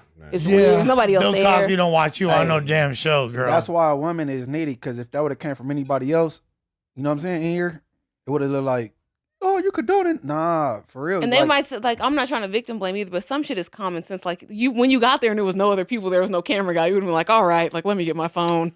But I'm gonna be real. Like, but Sure. before I got into the relationship I'm in now, I felt like such a big percentage of girls, like when they would come over late at night or whatever, that they would always say like, "Hey, just so you know, like, I'm not trying to fuck." So I come back tomorrow Yeah. morning. But then they like- almost always would, or they always would like kind of change their mind. Come back But I feel tomorrow like in a girl's head, they just want to make like it looks so sus. They know that it's weird to like come over at midnight and not fuck, so they want to preempt it by saying, "Hey, just so you know, I'm not gonna do it." And then once they actually feel like doing it, okay, they're gonna do it. But like they would always like put that warning out there, which I think is smart because, you know, as a girl, you want to be in control of your own destiny, and you know that like some percentage of guys are gonna get weird. But if you don't. were in control of your destiny when you went to the nigga's house at night. Yeah, so that what makes you in control of our sense, so you know we ain't doing nothing. Hey, A Tim. motherfucker still in their head that like You're in definitely his if he's house. perverted, like, all right, shit, I'm getting your ass in this house. What if he got a button on the door and fucking everything locked? Hey, Tim, let me ask you a question.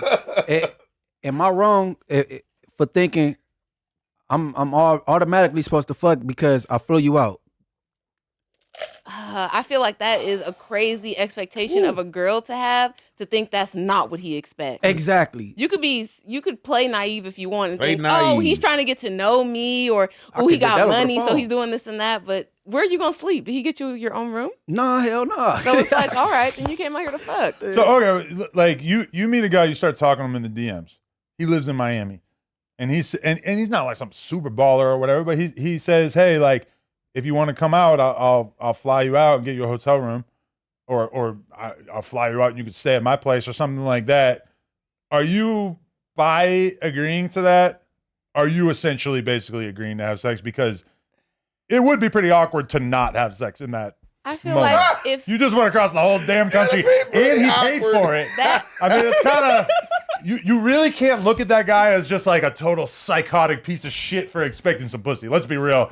This looks like a scenario where you're probably gonna have sex with a guy, right? well, you put yourself in the whole zone already for going out there. Why can't he come to you? He's got plane ticket money. You have your own house here. He can get a hotel here. Y'all can go out. He's a real estate. I mogul. wasn't expecting that response. Hey, that was a good little rebuttal though. Yeah, y'all gotta have a little Because bit if you of game got about money to fly her yourself. out, you can fly to her. Yeah, come see me. Or why not? Like Or it. why not make a stipulation? Yeah, but you know, separate rooms. I'm just coming out as a friend. No, No, I'm that's not going the- out at all. Hell I'm not. nah. This is not a fly out, a out call. Nope. It never gave that. I'll So, fly you to yeah, me. We fucking. Come on now. I'll be Oh, nigga, what the fuck? We come, That's what? crazy. Yeah, he You got to coulda pick you up from the FaceTimed me. airport and some more shit. Like he said, it's gonna be awkward now the whole time. It's crazy though, because I feel like if you are single, you start talking to a girl, the number one way to let her know you like her is to not try to fuck her. Now, historically, throughout my life, every time I ever tried to show a girl that I liked her by not trying to fuck her, it just didn't work. She just like, something was off about my vibe because she's like expecting me to want to fuck her. And when you don't, she kind of feels like, So you're being judged because of your career, your job. This is way before all that. Oh, okay. I'm just saying, like, fucking, I don't know. I feel like girls, when you don't try, they treat you weird, like you're doing something weird. I mean, I don't know. I feel like it's finding that balance of not trying too hard, aka coming on too strong, Yeah. and also not making it seem like you don't give a fuck. Because if there's no effort, that could be unattractive. Like, oh, he's not even interested. You have to show some interest, but not be like too blatant about it, as to where you in a bitch face and like sweating her. I don't know. I feel like it's better to play it more cool and let her choose up. I mean, really, the number one way to let a girl know that you're interested in something serious is to have sex with her and then act the same afterwards. Just be chill. Why do you gotta act different? Why would you? Because I'm just saying, most dudes do, right? Like, it's night and day. They nut for the first time and they just, I mean, I know for myself personally in the past, probably a lot of that. That's Unless why you you regret can't. it. That's why you can't gamble no coochie. Y'all heard that? So thinking, ladies, that you could go out and you could throw a little coochie out there and he gonna love you. It's a crazy gamble. Don't do it. But if he's But still, I Make him kinda like think you people first. know. I mean, I kind of think you know who you gonna do that with and who you not gonna do that with. Sure, kind of gonna take serious and not gonna take serious. Oh, you think guys? Do you guys really know that? Or I feel like, what if you did like a girl and then first time out or something, and then she just lets you smash? Now you put her in the whole category, or are you gonna take her serious? it depends though. Sometimes if you like her, you still want to keep hanging out. But for sure, a lot of times, like when you're hanging out with a girl, you pretty much just want to fuck and you don't really care about anything more than that, right? Don't do it, girls. That's what girls got to watch out for. I mean, like, I feel like nowadays women have the upper hand in so many situations. But when I feel bad for my younger homies, I really feel bad. Like, for these, in the era of the like Instagram thoughts that were raised on Bad Baby blowing up, all my homies that are in their mid-20s and shit, like dating, like, I feel terrible for them. I'm like, thank God I'm in a relationship. This gotta suck. In the chat, this guy, Hovan E said, "After I feel them walls, I reveal my cause." That's a good one. Oh, here we go. Facts. The walls, I reveal. What do you say? He revealed his cause. Hey, in the chat, would you attend a No Jumper Run Club in LA? 42% said yes, which a lot of people said no, but I mean, to be fair, most of them probably don't live in LA. Maybe we need to do this. We'll try it. Maybe it's a good idea. A run club. That would be pretty fucking funny. I thought it was gonna be something about undies. Yeah, that's why I got quiet. I was like, man, I was talking about underwear. What does this mean? Tam, can you address the no man, no kids, no subscribers allegations? What does that mean? Oh, is this Brandon? Oh, No, hold it's on. P. I think I Sizzle. heard you said that last time. I mean, a long time ago about no kids. But who at our age ain't got no kids? Oh, like I don't want to date a man with kids. Yeah, you said that some Yeah, time no, I ago. don't want to date a man with kids. I don't want to. Unless they're like, I don't know, grown. I mean, what if everything else was just great? But be with your baby mama then if everything is great. She's a psycho. I don't want to be with her. You used to. You Okay, don't so have to. so you want an old man? No, I would like Yeah, to they date kids is somebody that grown. was young and responsible like me. Yeah, responsible like you, huh? Yeah. Do you remember? Fuck, what was her name? It was with a V. The girl from the host competition And I have 89,000 subscribers, so help me get to 100. Don't be a hater. on YouTube. Yeah. Oh, I didn't know that. Congrats. That's pretty Thanks. good. What was that girl's name? Fuck. Which one? Her name is on. No, I have to go look. Not St. Louis shorty. Yeah, her. Yeah. Oh, Ether. Ether. Ether. Why did I say with a V? Yeah. Yeah. So she commented on a photo of me and Vlad and was like, "Tell Vlad to hit me up." Hey. So I hit up Vlad and I said, "Hey, this girl feeling you." And then I started to feel bad afterwards when I was thinking about it because she is the one who was married to the 80-year-old guy who died. I thought that was sexy. Hit him with the She kills Vlad. She kills Vlad. Don't say that. I just told her, I'm like, hey, you might want to feel it out. I thought she was all right looking when she was Bring here. your strap. Ether is beautiful. She's smart. She's well traveled. She's got a Birkin. Do you think she has bad intentions for Negative Vlad? intentions. Nah. No, I would say it would be mutually beneficial. Hey, bro, intentions. I just hear gold digger all over it. Well traveled. What is that? Hey, why the song start? I just heard Ray Charles. I just heard that whole gold digger song. Y'all fucked up. That girl sound like a straight gold digger, bro. She got a shovel tatted on her. Bunchy is Hey, stupid. Shovel tatted. Hey, hold on, hold You on. talking about Ether? Yeah. Don't do the whole No, girl like that. no. Because she Go said ahead, well girl. traveled. Like Man. she's been places. Like I've been places. She's been places. She just went to Monaco. Yeah, all right. Oh, good man. Adam slid a good word. I ain't no in. travel agent. Baby. Kanye ad lib. Yeah, Go all right. ahead, When I girl, told go ahead, Vlad- get down. I was like, I don't know. I'm like, she cute. She got some big ass titties. He's like, big ass titties, eh? Say more.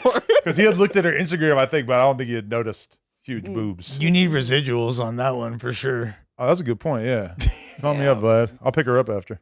hey, pick Bang her on up the after car. it's brazy. Don't. Man, Vlad look like he probably, Vlad trying to get him some good top, man, or something. Oh my god. Hey, no. Hey, all black baby mamas is black, bro. All his baby mamas. Yeah, all his Yeah. baby mamas is black. Who told you that? Have mercy. Huh? Who told you that? He told me that on the Vlad interview. told you. No, not me personally, but he said it himself. Oh, yeah, he's been said that before. I have been sworn to secrecy about all things Vlad's relationship. Lives. Oh, Vlad forgot. He I talked just about play it. dumb about everything. I don't know. Oh yeah, no. Yeah, Vlad talked about that in interviews. Like you know what I'm saying? I know a little too much. All his about kids is Vlad. interracial. He said that himself. Okay. Actually, I just saw a clip of Boosie accusing Vlad of, quizzing Vlad about why he only likes black women. Seeing Well- if it's genuine. Well, Not that's a- only, but primarily throughout his life, I believe. he grew up in the culture. He was a DJ. He was running around the Bay Area, hopping on and off plays with Big Meeks and shit. You feel me? True. It kind of makes sense. Yeah, it makes Like, sense. Him like being from Berkeley or whatever, like going to Berkeley and all that. And he's yeah, like yeah. Russian, North technically, Oakland? right? Yeah, but that's really what it is. Yeah, fool. North Like, Berkeley. yeah, I mean, a lot of them gonna say North Oakland, but it's Berkeley. Well, yeah, like North Oakland and South Berkeley border each other. You could be with a white man?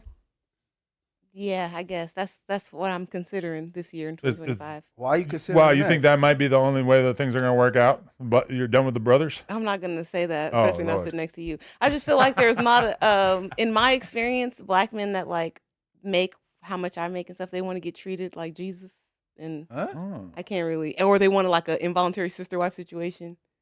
Meaning Like- fuck other girls as well? Yeah, or they don't want to get married. They feel like they don't got to because they have all the options. Like they, Hey Tim, you know? you need an intervention, bro. You need an intervention. Nah, for real. Yeah. Hey, cause So I'm you, just open to dating any you got nice you gotta person. take your list. You gotta shorten your list a little bit. I don't man. have a long list. What? Oh, first I got of all, like 4 things on my list. the having a kid thing is out. I feel like that's It ain't like every man looking for a stepmama. Yeah, you're not 21 anymore. I'm gonna be real. That's kind of, it's like at a certain point, it's kind of normal to have a kid. Like if I was trying to find a girl right now, and I'm like, talking to girls in their 30s, like, granted in the porn world, kids not super common, but at a certain point, you want to date a woman in her 30s, a lot of them are gonna have a kid. And then you I'm said the saying dudes I don't have a that kid, make though. as much as you make, they act like what? They act like they want to be kind of worship a little bit. Or they got confidence. They Well, maybe the black they- men, like I said, they have unlimited options. A black man that makes like 100,000 or more, that's like 6% of the population. He can date anybody, so it's like he's gonna treat you a certain way. Whereas another different type of guy makes the same, he's gonna be cool. He's chilling. So you're saying a white guy who makes Or a 100K, Latino man. but they just act like it's regular, like they just got an okay job. They're like cool Yeah, in they're life, but cool. a black guy makes 100K and he's out here just like acting like he's the Tell man. you In my somebody- experience. Wow. you want somebody you could bully. No, I don't want to bully anybody. I want to date a tough guy, like a army general type man. So not a gangster. Army An general. army general. You Yeah. want someone who's like a professional killer. Yeah. When the war comes to America, he needs to be ready. Someone who has bodies but caught them legally. Exactly. What about a cop? No, they beat their wives and they get away with it. Not all of them. There's a lot of there's overlay on Statistics are high. army Oh, general. you and ain't cops. lying. Yeah, they beat the fuck out of their wife. Oh, And then who you gonna call? Their homeboy? And come to the house? talk your ish. Yeah, can't do that. Cops beat their Well, girls. For the love of Yeah. Tam, reality show coming up soon. I'm saying we sending your videos to Josh. You know what I'm Oh, saying? yeah. I think That's that not the worst I idea. think that like your early 30s is kind of the cutoff as far as giving a fuck about having a kid being a thing. Yeah. Because pretty soon, I remember like that was the end of me. That was kind of a line in the sand. I would still like rock with a chick if she had one, but I didn't want to necessarily date one after like me and my ex broke up. But then like I don't give a fuck. And then Germ don't got a kid? Nope. Okay. I wouldn't be sad if I didn't have a kid. I see a lot of that on social media where people really want to like push the conversation of like, as a man, you should never get with a single mom. Oh You yeah, should they never do. date a They single bully mom. it so hard. I don't know. I mean, I wouldn't be entirely opposed to it. Yeah, but like the thing is, then they're like, like if you have any type of a heart, you're gonna wind up getting close to some kid that Yeah. like inevitably you're gonna break up with this bitch, and then some kid forever has memories of some guy that's I'm also talking about abandoned him inevitably. because this is what This happens. is true love, Lush. But this is what happens. Like Listen, if I'm just trying to fuck, then you're right. I'm not getting close to the kid. But if we're like really in love with each other, yeah, I'm a No, Les just saying if you're gonna be a stepdaddy for like 4 or 5 years and then the kid graduate from high school and you see him out on the street. yeah, It's That does weird. gotta be it weird, happens yeah. all the time. Like it's not just like eating fruit snacks after Shit, you man. knock Lil down a Jimmy, bitch. man, what up? Yeah, And you said Shit, you fuck is you going. talking about? Lil Jimmy, what up, man? straight up. I mean, because Remember I taught you how to. Shit, man. Like- hey, like- Lil Jimmy chose his path. Shit, man. Tell man, Lil Jimmy, what up? but you Bought him a Nintendo DS back in the yo, day. 35 Yeah. 35 is not like an old woman by any means. No. But you could be a 35-year-old woman who had a kid at 20, which again, not that old to be having a kid, and now that kid is 15 and you're coming through the crib and this motherfucker wearing Hellstar. And he's not your equal, but he do got Hellstar on. He do got a chain. He got 2 rollies. I mean, I'm kind of making up a 15-year-old in my head right now, but like, they're doing some of the shit that you're doing. But there are some 15-year-olds who could whoop my ass. Yeah, but at that point, it makes it a lot easier because they're not tripping on you. They're tripping on being able to go out and hang out with their friends and not get in trouble. They're like the least like problematic. A young boy, like unless you really are involved in the female's life and she's worried about him joining a gang, you have to like be an influence, like which is a thing too. But like 9 times out of 10, like he's just outside trying to hang out with his friends at that age. And if it's a younger girl that age, yeah, it's a little bit more problematic because if you're not paying attention, all kinds of shenanigans can occur. But the thing is, when you're 15, the testosterone is pumping through your body. You have the capacity probably to do some volatile shit. So you hurt that mom's feeling, Mm-hmm. he might pull the Hellstar off and he's got a Draco stuck in his pants, and all of a sudden you're the next victim. I agree with that. 9 times out of 10, he knows his mom is crazy, and he's just glad that someone's got her attention for a while. And then he's like, "Oh, mom's just tripping on you. Damn, I'm sorry." Yeah. He might even be cool and try to like help mend it if he really fuck. 9 times out of 10, though, he don't give a fuck, and he's just on his You own gotta take. program. I'm trying to be your daddy, not your kids' daddy. Bro. Pretty much. like no, for real. And a lot of females, they dealing with you. They got their things intact with their kids. True. They got a daddy already. You know what I'm saying? Yeah. And to be fair, like, okay, if you have a kid and you start dating a girl, how long till she meets your kid? If you know, we'll use me as an example. My kid's almost 5. If I was single and I'm dating a girl, like, at what point do they earn the privilege of like them appearing sane enough to meet your kid? I feel like that's a tricky one. I made all my mistakes with my oldest daughter. She 19. She met everybody. She seen all the hood rats. She seen the girlfriends I really like. You know what I'm saying? She seen me box with my second baby mama. She seen it all. But my youngest daughter, I do shit different. Like, and is shaking his head like he does not condone this. I could. I was a kid having a kid though. I grew up with my daughter. I had a baby at 15. We grew up together damn near. Yeah, you have to learn. But I'm talking about like with my youngest daughter. She met one and seen the other one. Like she probably just think that was my homegirl or something. Just knowing my girl, if any girl were to meet my kid, oh my God, she's gonna have to sign 10 fucking waivers. My girl would be like the biggest Nazi about that ever. I think it's got to be like 6 different months to a year, waivers. right? She would. Oh. You really- 6 months to a You think year. it just Yeah, depends like- on the lady? Does 6 that months? sound about right or nah? Man, I Can't put a time on that. We just gotta, man, day to day, man. gotta We just vibe- day you to gotta day, vibe man. out. We gotta feel this thing out, man. See what's going on.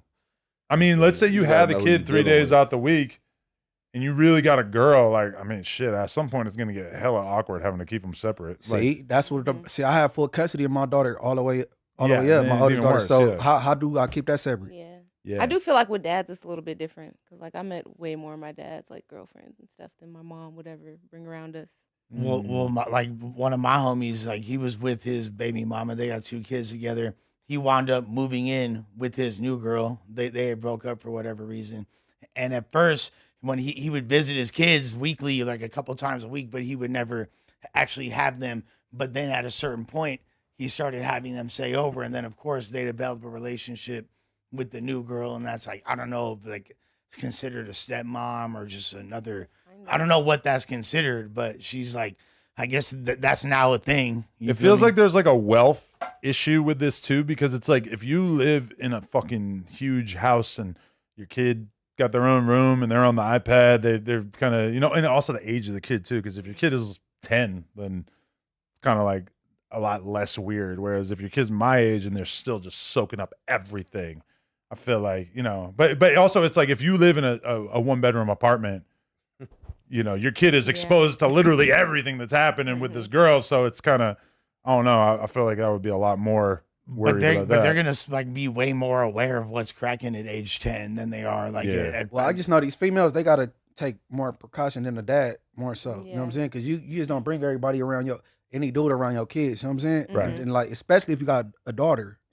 Because No, like, sons too. I don't think people should make a difference anymore because niggas be freaky with all the kids. So just But keep a man away from your kids. in Okay, for general. instance, I used to try to stay away from getting serious with females that had daughters. I don't want to come to your house like that. You know what I'm saying? Mm-hmm. that's one thing I realized is that O.J. Simpson at one point had like a private investigator that was investigating Kato Kalin just for living in the back house with Nicole Simpson, which I get because it's like, you know, if you just some random guy that's gonna be around the kids, I mean, who the fuck knows what he could do? And it's probably if he does something to the kid, you might not find out the first time. You might be repeating that behavior for a while before you find out. But private investigator is a big step. So who was the kid? Arnell Simpson?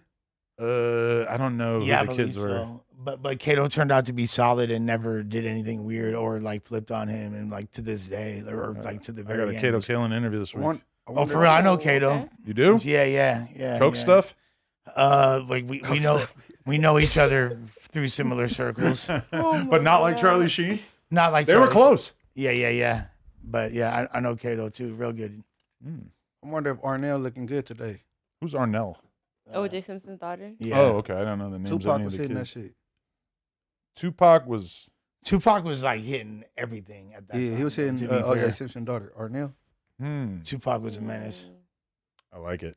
Okay, so I feel like we got some topics here. I don't know. Which one should we go with first? Let's go with the first one that's in the title. Crip Mac says he will be released from prison real soon. Let's click on that and listen to it.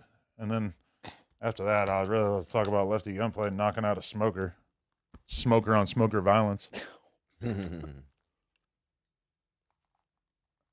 We talked about the Cripman shit yesterday, right? You talked about Crip Mac? We did touch on it. Cripman? Him and Lefty. I didn't hear this yet. Let's listen to this. General, baby, crazy mad ass Crip. How you been, man? You know, the people ain't heard from you in a minute. You good? Oh yeah, I'm doing real nifty, something like standing on business, something a lot of these motherfuckers can't and won't do. They want to get home to the big booty bitch, so they'll run and try and get themselves in a halfway house. They'll try to get some earlier things going. They won't stand on business. 5-day sentence, a lot of Custer shit going on. They know me. They know I'm a ride. I can see 55 hours going home, or even 55 minutes going home, and if the Crips go, I'ma go. Standing on business, ain't stirring shit down. My reputation, my name, it's the 55th Street Info General.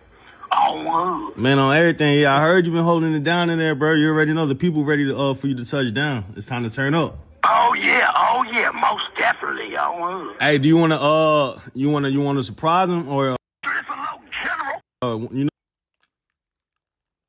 How? He That's basically another said- one. You want to press play on that one too? When you coming home, or we gonna keep that a surprise? Oh, well, they'll see. Just know it's right after Christmas time. Yo. Right around the nifty blue year, hood. For those who don't know, Come on, that's man. in January. It's coming real soon. Nah, hell yeah, bro. We miss you out here. Oh yeah, everybody hold their head up out there. Stay on their program, Tie 5. Don't do no Custer shit. And remember, everything's gonna see all right. You know when you coming home, or we gonna keep that a surprise? Press it. Yo, that's the most turned up version of him I heard in a long time. That's definitely the most unhinged / Crip Mac-ish. He's like back to his I like that, yeah. using more slang. He's back to. He fresh off putting in some work. You know what I'm saying? Oh, okay. And Hey. what'd you hear? What'd you hear? Because Remo didn't my even guy? understand what he was saying. You could tell. It went over his So head. he like he fresh off putting in some work. You know what I'm saying? You know. Describe putting in work. Did he build a new cabinet in the prison? Man, What kind of work was he doing? I don't know. So basically, you know what I'm saying, you know, when you all bad, you know what I'm saying, whether you did something bad at the prison or whether your paperwork didn't check out, somebody needed to be removed, you know what I'm saying? And it fell in Crip Mac hands, and Crip Mac handled the job. You know Okay. what I'm saying? So that pushed his date back. So originally he was coming home in December. But being that, you know, he did that removal, went to the hole, now he back out the hole, you know what I'm saying? I think it pushed his release date back like 30 days for a fight. Because it probably was like rolled up like a fight or like a little bullshit assault. So it probably gave him like 30 days, would push his date from December to January now. You said saying- something about January? You saying he had to fillet some shit? I mean, I don't think he I'm saying he ain't bust on nothing. He ain't bust nothing down. He used the knuckles. He ain't, you know what I'm saying? He ain't had no metal. I Who ain't told you saying- that? Who told me that? Some people at the place. You know, he Yeah. had one of the prisons I was at, you know, some of my comrades, you know. Oh, up that's there. interesting. Because I'm assuming when I that- was initially told about the thing that we're both trying to act like we know less about than we actually do, I was kind of sworn to secrecy. But I'm not gonna lie, it was kind of implied that it might have been a level above a mere beating. I'm going to assume that would. I'm gonna tell you like this: like if he bust somebody down, or if a weapon was used, let's just say a weapon was used with the release date he got, he would not be coming home. And they will definitely have you going to court. Now, the only way Right. you bust something down and you don't get a DA referral unless you got life or you got like at least like a 10-year bid, like a bid that's like kind of far out. Then they'd be like, we ain't gonna pick it up. But if you short like that, they definitely picking it up Oh yeah. for sure. And is it like almost impossible to not get caught? I Just mean, cameras everywhere. Shit, he went to the hole. He went to the hole for this incident. But not that long, right? Like a month or two. Yeah, that's what I'm saying. It was like a fight. You ain't Mm. going like you bust somebody down. It's gonna be a little. It might be a little longer too. You bust somebody down, like it's gonna. You know what I'm saying? That's going to carry a loftier sentence, I'm assuming. right? Now he Yeah, might have had charges. some help. They might have jumped somebody, and it might have been an assault or something. He might have had some help. You know what I'm saying? But it wasn't nothing that serious because all he did is got his date pushed back a month. Interesting.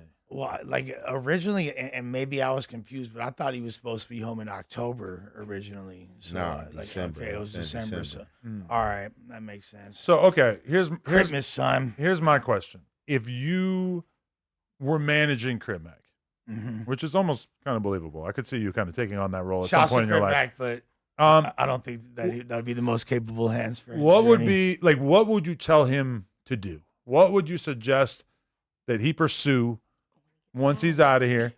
Once he's out of there, because there are options available to him. I think that the best thing that Crip Mac could do for his career, and I would have had him in this direction from the very beginning, is voice acting. I think he would do really, really well as a cartoon character. Who's he going to play besides himself? Voiceovers? Yeah, there's a lot of different applications for his voice, just the way that he can use it and the different tones he can hit. Voice acting is a specific art, and he for sure could do it very well. And I would have had him in that field. He could make pretty lucrative money just doing that, in addition to his YouTube content, just him being himself. I would say if he is gonna do the music, which he seems to be passionate about, I would have it taken more seriously and done with a little bit more purpose, and not like if there's actually some direction applied, I can see it being fun, at least being serious entertaining. with the music shit? Huh? You being serious with the music thing? Am I being serious? Yeah, I'm yeah. saying if What indication do you have to suggest that he's going to take the music serious? I was gonna say that if he wasn't gonna take it serious, don't even waste your time doing it for real. I understand as an additional revenue stream, knocking out little features on BandLab for $55 and shit. That's cool, but overall, that's gonna detract your mission if you're gonna. I'm not Crip Mac's manager, thank God though. So I don't have a. Because I wonder, because there's a few little clips that I've heard, or I saw something with his mom where she was talking about how, from her perspective, there will essentially be a bidding war for Crip Mac's services when he comes out. Now, before Crip Mac went in, he was very much freelance. So he was doing No Jumper. We were trying to honestly run one like every 2 weeks with Crip Mac whenever we could get a decent number of topics. It was a little tricky, but probably doing a No Jumper interview at least once a month. And then he's doing like kind of any other podcast that would pay him. And, it's like, I think like his mom sees it as there being a little bit of a bidding war when he gets out. Now, me personally, I would like to do business with Crip Mac. I feel like he's always been a fan favorite and we could do good stuff. They love seeing us together. For sure. That being said, I'm just kind of wondering like if there's other people that might, kind of price us out. Because at a certain point, it's like, I feel like I have a very good knowledge of what he's worth or like what we could pay him. Munchie, would you speak on behalf of Street TV? Do you feel like Alex would? He's going to throw his hat in the ring. Would you think Alex would enter that bidding war? No, he only fit in with No Jumper. No Jumper. That's the best environment for him because he. What about Cam? You think Cam Capone? He could pop up here and there, but I don't think Cam. Unless we put him in an exclusive deal, then yeah, he's for sure going to keep doing Cam Capone. But I'm not going to lie. I feel like Cam Capone can't outbid Adam though. That's what Adam was trying to do. Like for 4 Extra, when we started paying 4 Extra monthly, it was pretty much Cam Capone and us. And I remember hearing like the max amount that Cam Capone was willing to offer 4 Extra, and it wasn't that high. Granted, I probably should have kept our number a little bit closer to that. At one point, I felt like we were kind of overpaying him. But I mean, I don't know. I'm just wondering if the Crip Mac thing is going to kind of turn into the 4 Extra thing, where I feel like 4 Extra was like chasing some pie in the sky ass shit. Like he was thinking like, he was going to get a Netflix deal and he was going to do all this crazy shit. Whereas like now it's been a few months and what's he really done? Well, okay, so like the main content that Crip Mac was successful at doing towards the end before he went away, right, was him and China Mac together. and kind of like But their then, but buddy then dynamic. China Mac left for like, I don't know. He was probably gone for like over a year before. Yeah, like China Mac's literally building like villages in like Vietnam. I just saw. I feel like you might be giving him a little too much credit. I don't know if he's building. Villages. No, he did like donate to some girl who like got like a whole class school built or whatever. But so. my read on like why China Mac is still in Asia is I assume he's broke. Now I might be wrong, but the cost of living is much lower out there. There's definitely a good exchange rate. That's to say the least. And you have to remember that before China Mac went in, he was living in New York. Then he came out to LA, tried to do his thing as a streamer. It wasn't making sense. It wasn't working. And then he took off to Asia. So it's like, where would China Mac even be getting the finances to invest in creating consistent content with Crip Mac? I don't know. And would that work the same way that it used to? Because I'm not gonna lie, there was a time where China Mac and Crip Mac were getting like 500,000 views plus doing vlogs together, right? But they I don't know if that's possible anymore. But YouTube has changed a lot. They also severed ties before like the end anyway. So but I heard that Crip Mac is not like anti-China Mac. You know, he's still at least like keeping the door open. I don't know Crip Mac, so y'all probably know better than me, but it seemed like from the outside looking in, he easily influenced. The last person that talked to him got his vote. You know what I'm saying? Like, you could kind of like, you could have him, I don't know. It seemed you're like saying he's impressionable. Yeah, I mean, we know like he ain't all there like that, but like seemed like if he dealing with China Mac, Adam come holler at him and he be like, yeah, fuck him. And then somebody say something about Adam. Well, yeah. But me and China Mac didn't actually have beef. No, I ain't talking about literally. I know, but I'm just saying until Crip Mac got locked up, that's when it actually started. Me and China Mac were kind of cool before that. Well, it's kind of funny too. So when Crip Mac was locked up the time previous to this, and I wasn't at No Jumper, and that's like the height of me and Adam not getting along. Lush had an investor who got him the Yeah. Crip Mac Welcome Home interview because the 22ster was in Europe on his honeymoon. And there was like I don't want to say a bidding war, but there's like numbers being thrown out there. So I think maybe that's why Mama Bear, bless her heart, has this impression that now this is a thing, even though, because at that time, like the Crip Mac's return interview was a hot ticket item, right? And I'll say this, in response to what Munchie said, Crip Mac did not, like, he on the interview did not slander Adam once. And there's No. I wasn't saying this literal. No, I was giving an wanted him example. to super bad. You know, like, you feel me? Because I was like, but and I tried to, like, you feel me, however I could frame it, you feel me? But he was like, oh no, shouts to Adam, you know what I mean? So I think at the end of the day, if you have a good rapport with Crip Mac, he's not going to turn on you unless there's. Have you talked to him? Have you been in communication with him, Adam? I haven't talked to him since around Christmas time. So I should definitely tap back in. I sent him some money to make Christmas good and everything like that. And then we ain't really talked since then. But I would like to talk to him because, all right, like when I think about it, there's kind of like two different potential paydays for him. Is like there's him getting out and that first welcome home piece of content after being gone for almost 2 years. That is one thing where I could kind of see somebody like a Neon or I don't even know, offering a certain amount for like the first piece of content out, you know? But then after that, it's more like on a week-to-week basis, where do you fit in? Where are you doing content, etc.? Because I'm not gonna lie, like there was a time in which I thought that my vision for No Jumper was basically like weekly content. And now I kind of feel like Vlad's model is a little bit more realistic, which is like, you know, Vlad has a great relationship with Boosie. Boosie does not get paid monthly from Vlad TV.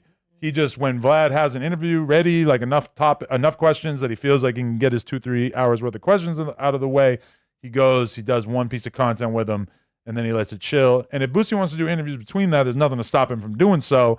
But, you know, my mentality is kind of like I would rather pay Crip Mac per piece of content because I don't know if him sitting on a weekly podcast is necessarily like the move. Yeah, I mean, like I guess we'd have to see. He did No Jumper News before, right?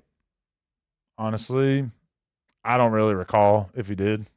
I'd be curious to see what that looked like. We put him in a lot of weird situations, like the gay Crip thing, And Oh yeah, he was with that fool. There was quite a few. He did an episode with me and Destiny. That's when I first talked about the Jason Love thing. Like the weirdest audience you could possibly talk about it with Destiny and Crip Mac. Yeah, that's something, a variety of opinions on that subject. Yeah, that's a whole thing. Hey, you think it's possible that neighborhood Crip management been talking to him and they're like, you don't need Adam based on the 4 extras experience?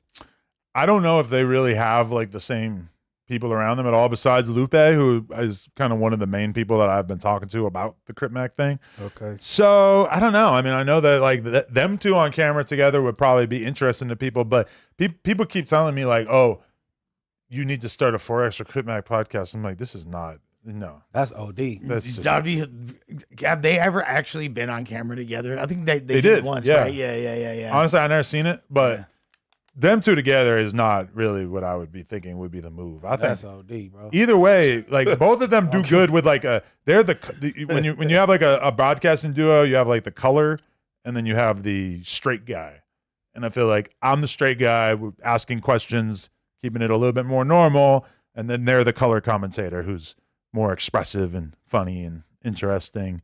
You put two color commentators together, not color. I don't know that necessarily is what you need, you know? It might be good once or twice, but I don't know on a consistent basis. I don't know who would be more turned up. That's the question. Like, who's more like... that would be the interesting part. Extra, as far as like who would be like louder on camera, who would dominate the conversations, who would be like pushing the dialogue. Out of them two? Yeah. I would say extra if I had to guess. 4 extra and Crip Mac? That ain't gonna work, bro. Somebody got to drive, bro. No, for real. Like all seriousness. I mean, that won't work, bro. Okay, you're right. Both of them, I don't know if I would really even be able to trust them to not interrupt each other like crazy. Yeah, like who would lead the conversation or who would make sure they stay on topic? They're gonna. Because that was always the hardest thing with Crip Mac is that he would just talk over the other person like crazy. Like him with Tony the gay. Hey, whatever subject, it always revolve back to jail.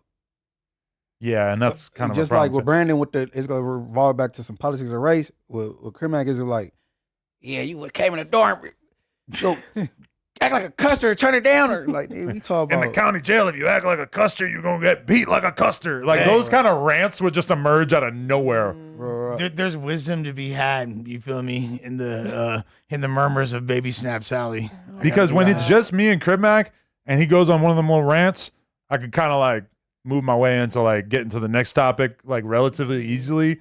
But with him and 4 extra together, like I don't think you're getting away from it so quick. They're gonna talk politics for a fucking half hour. I don't know. It's just gonna constantly happen. I feel like that would get super political quick.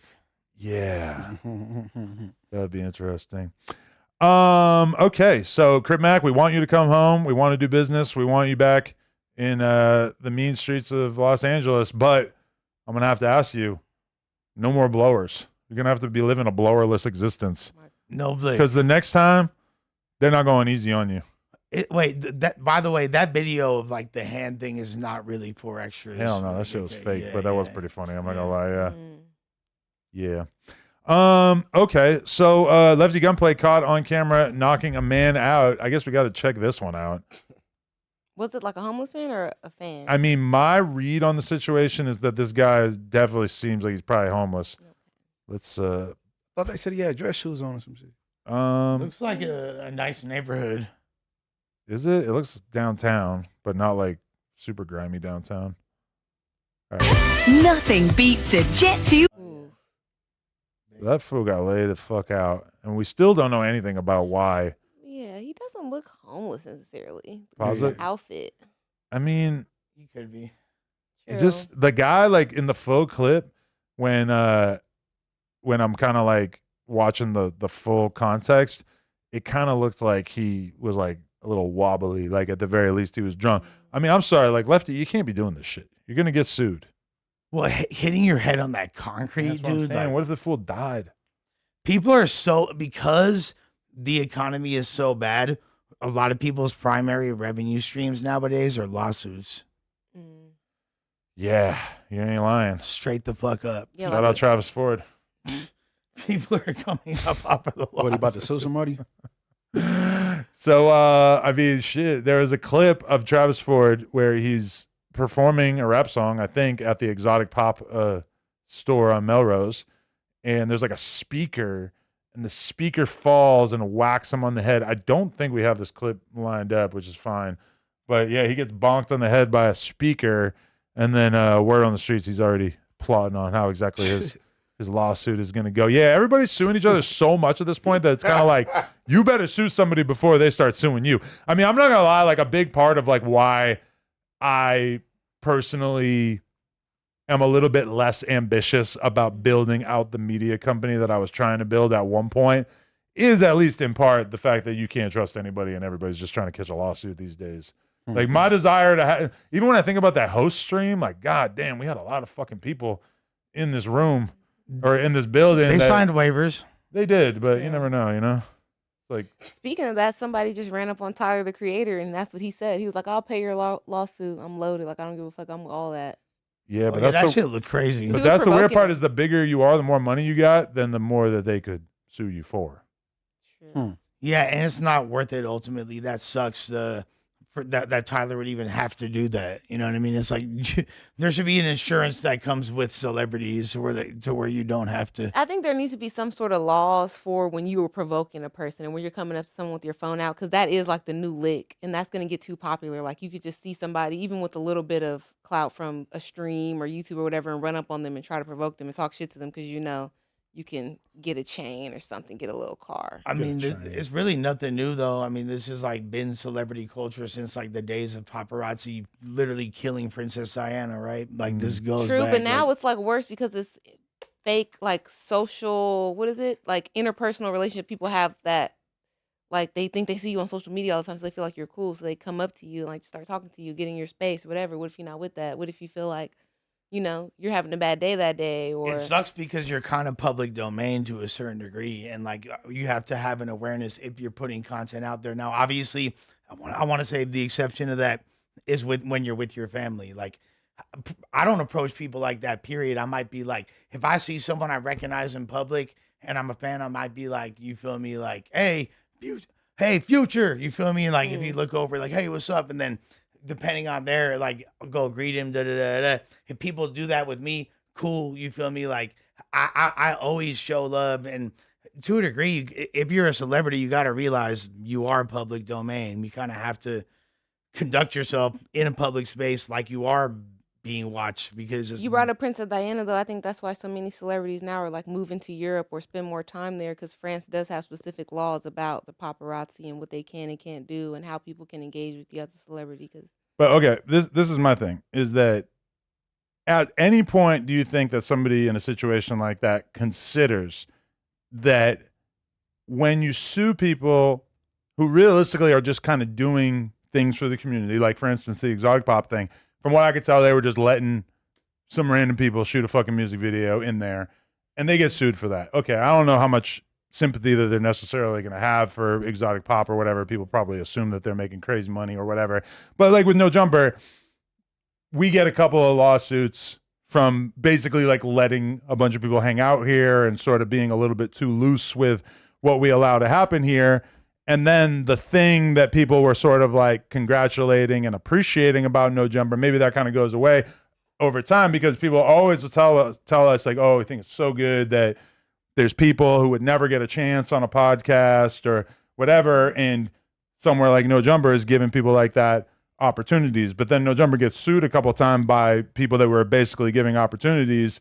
And maybe No Jumper says like, well, fuck, like, why would I want to keep giving people opportunities when they're just kind of taking advantage of us and want to be super lawyer hungry and everything? I mean, from my perspective, yeah, definitely. Like having a place where you're just sort of allowing people to congregate and make content and all that kind of stuff becomes a lot less attractive once you feel like, oh, you're going to get sued for any old bullshit. Like even the situation with the Russian, who I shall not name. right. I mean, that was like, well, fuck, do we even need to have employees here? Like maybe I should be massively minimizing the amount of employees we have here, because some random person that worked for us is just going to try to sue you about anything. Well, if lawyer fees are affecting like the bottom line to the point where is it really worth it? And they do, You know what I'm saying? because it is significant amounts of money. I mean, there are places that I've worked before that they make you sign away your rights low key when you start working there. Like at the bank, they're like, if you come up with any idea or anything that helps the process or that makes things better here, you don't own that the whole time you work here. But you can't just get somebody to sign a contract that says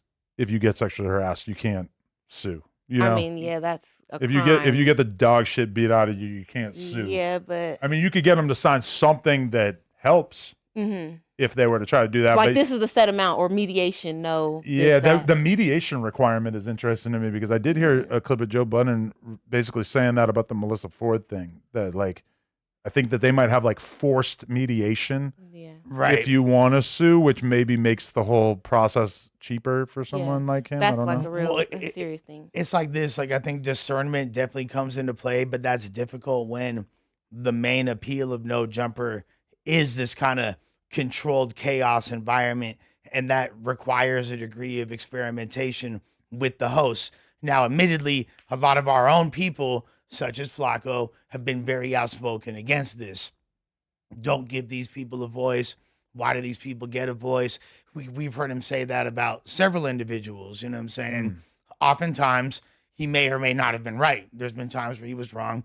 There's a lot of times he was right, you know what I mean? We got Like, King Pill the fuck out of here before he could find a lawsuit. I'm sure he's probably trying to think of one right now. But that's what I'm saying. So there's examples of both, you know what I mean? But that's kind of what makes No Jumper cool, though, is because, hey, all these weird characters are here. These are unique individuals.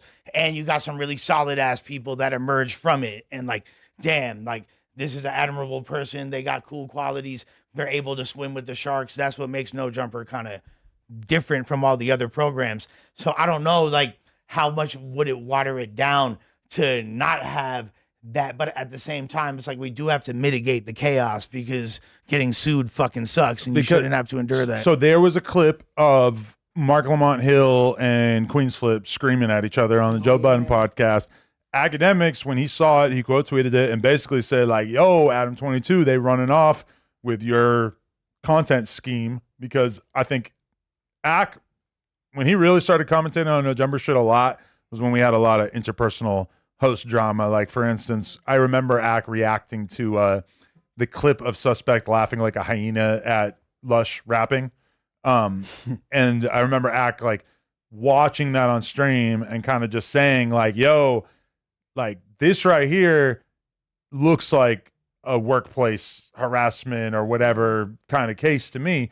So when Axe says like, yo, Adam, like you got to make content like this, I'm like, I've made a lot of content like that. Like there's no part of me that really wants to like make content like that because yes, it might be, entertaining or get you attention. If I thought that Munchie was the type of person who might just like start screaming at Tam and calling her a bitch and making a bunch of personal attacks, first there's a viral clip. For sure. You guys screaming at each other, viral clip. Doesn't do anything for the business in the long run. It makes the business kind of look fucked up. It's like, it's a clip you're probably not even going to be able to monetize. So it's just like that shit doesn't really appeal to me. So like building out a group of people who can have good conversations, I think is great. Building out shit that's just like super, super drama prone, is mega diminishing returns on that. Do you feel audience capture a little bit at all by that? Like a lot of your fans kind of like that, like they come for the crash out. So you feel like you got to do it. For sure they do. Sure. Sometimes, yeah. You Yeah. feel Maybe like a little that? bit, but I'm not really like chasing after that at Okay, this point because okay. it just doesn't matter. It's like, you have a clip, it goes viral. Like the best example is Suspect fucking punching Kelpie in the face. That was probably like one of the most viral things that ever happened on here. And what did it do for us? Nothing. It really makes the brand look like shit. Probably scares people. The loose cannon fight. You know how many fucking people canceled interviews or had to be like convinced to do interviews because of that? Yeah. Even though like realistically that was almost a year ago and it doesn't really pertain to the experience that almost anybody is going to have here, Right. But it makes us look crazy. Like, I mean, I don't know. If And like anything, waiting for sponsorships. Can't be having people fight. I mean, I never had anybody tell me like, hey, like we're not going to sponsor you because you had a fight on there. But yeah, I mean, it's definitely, if that happened again, probably definitely not put it out. Well, yeah. At the end of the day, I saw a lot of comments saying beyond like trying to quote unquote replicate the formula. People, why have your Mark Lamont Hill friends around your? Oh, I saw Queenscliff that. I friends? saw that. I was going to say, I Dude never said let that. my Mark Lamont Hill friends around my Queensfoot friends. Yeah, Classic black social mistake. Yeah, your old Drew said that, which I thought was a on point ass tweet. But at the same time, that's kind of what makes No Jumper what it is having that chaos, right? I mean, you keep saying chaos, like I still want some chaos here. I'm anti-chaos. I'm not fucking bringing anybody around that I think is gonna bring that. And really, like historically, was I ever, fucking, like really like asking for that? No, not really. Not like chaos is a kind of just happened. Okay. I never in a million years thought Suspect was going to punch Kelpie in the face. I never it was all about Suspect, but I never thought like you were going to, have a viral clip where Suspect laughing at your freestyle was like But the super viral thing. Like none of this benefits the business long term. Well, I think in ways it kind of does. Maybe not like the physical violence aspect, but those just arguments and But things. nobody like that. sees that clip of him laughing at you freestyling and thinks like, I'm going to go watch that show. I'm going to become a fan of that. Maybe a little increases the visibility. Yeah, I don't know. It's probably hard to equate. Like Is Adam starting to care about substance for No Jumper?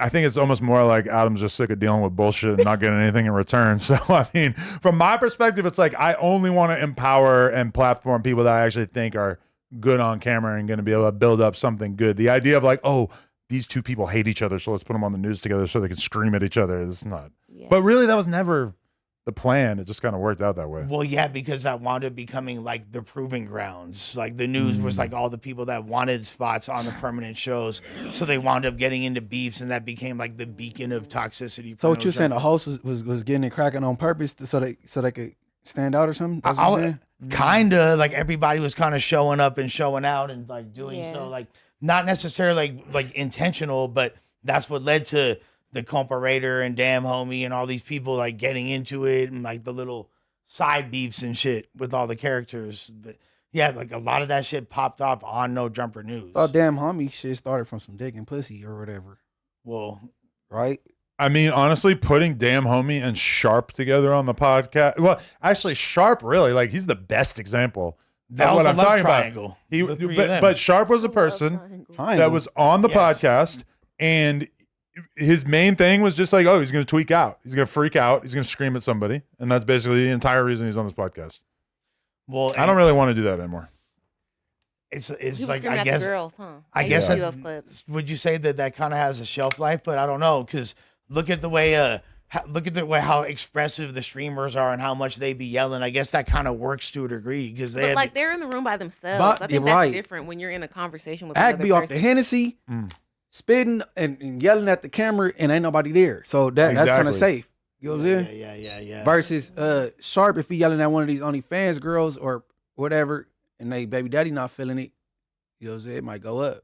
Or she might be with the bullshit herself. Or just how it looks on camera, like to his I don't point, that think it he might care how not it let people, like it don't make you want to watch the show again. It's just a crazy clip you see and you move on. But it's like, do you really want to watch an hour of somebody yelling at a girl about shit we all know about her? Like she a hoe. Like, okay, why are you screaming at her about it? Yeah. I guess he was trying to critique them. Critique their hoeing. Right. Yeah, but it's like, all right. I mean, when She you already down bad. when you have somebody who is, you do an interview with someone, you end up screaming at each other. Cool. I did a Ruga interview. We started screaming at each other. Okay. But Yeah, when right. they're consistent hosts where this is like kind of supposed to be the whole deal on a consistent basis, I mean, I don't know. Well, just like being argumentative for the sake of being argumentative. Like if there's an impassioned point, like that one day, not too long ago, we were all debating on some rap shit in here. You feel me? Like we're and I felt like we weren't agreeing, but it was like an impassioned debate. That's when that happens. That's cool. When Munchie and Ant were going back and forth, that was an impassioned debate. People took it as something it wasn't, but that's But cool. see, that was when it spontaneous. That was spontaneous. that's spontaneous. It Right. That occurs wasn't like, naturally. ain't about to go That's get not on anything camera planned and out. You yeah, know what I right. mean? But like when your whole shtick is Yes. just being argumentative Yes. for the sake of being argumentative, it gets really fucking played out. And really quick. intentionally obtuse is very annoying. I For mean, sure. that Queen's Flip and Mark Lamont Hill thing, I mean, they were having an actual conversation at that point. Like they were having a very they were having a normal, rational conversation that just got super fucking heated, which is kind of different than like the way that Sharp would yell at girls, where it was kind of like it didn't even follow any sort of like logical path as they communicated with each other. It was just sort of like him calling her a retarded bitch over and over and over. And it was just, I mean, it was crazy to me that I'm like, when Sharp is here, when he got that old girl the way he did, and Blueface was sitting right there, that was his little female, right? His little broad, right? Krishan. Yeah. But was he really like disrespecting her that much? I mean, to me, if this supposed to be your girl or whatever you call her, because I know he met her on some reality shit, but he was like, if you was, I would have did this or something. But you know, I mean, Blueface real nonchalant though. He like, shit, Blueface, baby. She was already sick of her wilding, too. though. Yeah, I feel like that's his personality when it comes to her. Like I never seen him standing up for her or trying to. Where else was Yeah. he supposed to stay? I don't got another example where he's supposed to stood up Just for her. in any situation, like it just seemed like everything they put out was like on some low key pimp hoe type relationship. Like he was putting her on to opportunities and she was giving him money back. But just because you're in an abusive relationship doesn't mean you want some other guy abusing Right. your girl too. I mean, yeah, I agree with Munchie. He should have stood up, but he's like nonchalant about the whole thing. Yeah, like, that was crazy. I'm like, damn. All I'm gonna be honest, I never watched that episode. He got. Oh, you should. It was probably like one of our most viewed episodes ever. It's got like 5 million views, but I was already over Sharp. Security came and got her out the room. That she was trying to fight, get back in there. I'm like, this shit Yeah, is crazy. Who this? Krishan. Krishan, And I don't know if she was Yeah. drinking or what. What was up with it? Krishan, and Blueface. People always ask me if she broke the TV, which it did not break. She kind of kicked it, but it didn't break. That's some durability for that ass. Man, she all the way out there, man. She let Bino put her on camera sucking toes. Yikes! Wild. Yikes! But he said he broke up with her because she wouldn't get her face tats removed. Yeah. That's what he said. Because she plan on going back to Blueface when he get Yeah, out. when he Why would get she out. do that? Blueface, man, shit. Are you on camera sucking another man's toes? That shit out. I mean, yeah. Like, do you think? Waiting for me to come out, bitch. You better try to, shit. You better do what he wants you to do with them face tats. There's a lot of them too. It's not just it's several, right? Yeah. Visible. Doesn't she have her neck On her flaccid? neck, She got yeah. all kinds of shit. Like, Mm. hella Jonathan. So, 'Cause you hold on. gotta be like a weirdo. Like she out here, regardless. You like she out here riding around, sucking toes, doing all this weird shit. She really thinking in her mind that this man about to get out and be back with her. Like, But hold on, but why is Bino even taking her serious though? Why you even want her to remove it? You supposed to know this temporary anyway. I doubt maybe he was even serious about it. That might have just been a little play for him to see how much control he could have on it because he see how locked up another nigga got her. So it's like, yeah, I got her now. Let's see if she gonna, move like that for me. Could Well, or if she's talking that I love you, daddy shit, just all right, prove it then. You feel me? How far you willing to Yeah, go? Oh, Same man, you don't thing. never believe that shit during sex. Beyond sex, just in general. Like, just in general. I Like, was about to say, you don't whatever. do that shit. Yeah, no, beyond that, just if she's just popping that, like, all right, how much you really care? That's Like, like air filler. get them fucking face tats removed. I'm sick of looking at him when I'm hitting it. Da-da-da. Okay, but if you start dating a girl, I mean, a face tattoo of his face is pretty Crazy. extreme. Nut, But nut on it. he probably was high one night. He probably was looking at him like Blueface, baby. Nigga like, hey, you need to get that covered up. Blood, you need to get that off. okay, but none Tat of went like this. none of us are pimps, right? None of us are pimps. But would you do the pimp thing? And basically, like, if a girl had a face tattoo of another dude's name, would you ask her to get it covered up or get your own name over it? That's what I feel like he was on with her. I've never You been. gotta whack that out. You got to? Gotta whack that out. Yeah, I've If never. I'm taking you serious, like let's be for real. Like you still got like another dude name that you was in a relationship like tatted on you. Like, Yeah, she got- face is I shouldn't crazy. even have to tell you. I like for real me. I feel like I shouldn't even have to tell you like to cover that up. That like goes what I was saying. Yeah, you should do that even before you get a new man, right? Yeah, for sure. What Or if once you taking this situation serious, once you know it's serious. Yeah. like, what if man, Lena had like Carl on her butt, like a little Carl? Man, Or just look, a Carl K. gotta go, Yeah, man. yeah. You Carl better. gotta go. I would get so much shit about it. That would be every comment. Well, really every comment would just be Carl. like, she's fucking other dudes. But then the other comments would be like, send that bitch back to Carl. Yeah. Carl's Jr. For sure. But I do know, like, what's her name? Lana Rhodes. I think she had like some random dude's name on her butt. And then Mike Majlak was dating her. But I don't know if he ever said anything about it. I've definitely got like girls' names tatted all over my body and crossed out and shit. Oh, I bet you do. That's your gangbang? There's definitely some that's whacked out. Let's just say. That's very romantic, My Lush. baby mama got my name 3 times, but got it covered up. One of them got one of them covered up, but whoever she deal with next, I don't, you know what I'm saying? Sometimes tattoos are a fucking curse. I swear, like I'll get something tatted that Hitting it that thing falls. with cum shots. Man, God. But that's not gay. Like if I came on Blueface's face, that sounds gay. Even if his face is on a girl's face. Nah, that don't sound gay because you more like, you know what I'm saying? It's like a Disrespect. disgrace. Yeah, it's about your disrespect. That pride. ain't gay. Hell no. And that's even what he said to her one time when they were into it on the internet. He was like, "Man, get them tattoos removed. I'm tired of niggas looking at me when they fucking you." no, I'm sure that's got to be like a weird fetish. Man, I would have Yeah. let her keep it. Fuck it, because hey, she about to be temporary anyway, bro. Yeah, It's that's a good cool, point. bro. That get somebody's face on your tooth is crazy. So that would I don't want Face nobody to on like me that tooth? much. Yeah, she had his face on her face. Oh, too. what? She got like a special tooth implant Tooth thing? made with his face on it. Like that shit kind of scared me. I don't want nobody to like What, me that much. what that was the insert where the tooth was missing at or something? Right, Yeah, that was her replacement too. They had him on man. it. Anybody, I mean, like it got to be what Tim said. Like he did that to see how far he could get her to. You know what I'm saying? Yeah. Because he's supposed to know that's temporary. That's Because he was doing the whole clout shit. Like even Crip was saying it when he was here, like, "Oh, this my baby now," and blah blah blah about Blueface. So it's like this is more a diss to him than you really care about Krishan. You just trying to right. have some beef with Blueface. 'cause- Capitalize. Yeah, that's all it is. Use her as a marketing tool. Some residual clout, some third party clout. But he a rapper. I don't knock him. Use her as a marketing tool because she gonna use you and embarrass you soon. Well, like Yeah. she'd be sucking some more toes if Blueface do allow her in there. Yeah, I hope he doesn't think that he's got a future with Krishan, and that's why she needed to get the tattoos removed. He seems to have like a weakness for her at the end of the day. He That's he crazy. do keep going back no matter what. Blueface. Yeah. Yeah, I'm talking about Bina. Oh no You You said Blueface keep What? going back no matter It what. seemed like it, like yeah. But Blueface, he got a attraction for like how you say like, toxicity. Ratchets. toxicity. Yeah. But Jaden is the most level-headed, chill, Normal. baby mama ass chick ever. Like she's so laid back and, And so like she was the responsible. threesomes. Yeah. You know what I'm saying? So like At least at some points. I don't know how much of that they're But doing, maybe but like that's why he might treat her like she that. seems like a good mom. She seems like, but in that way, like, because that's who he fell in love with Jaden in high school. You know, mhm. he was a different person in high school too. You want a different partner when you're a teenager versus when you're a famous rapper, I guess.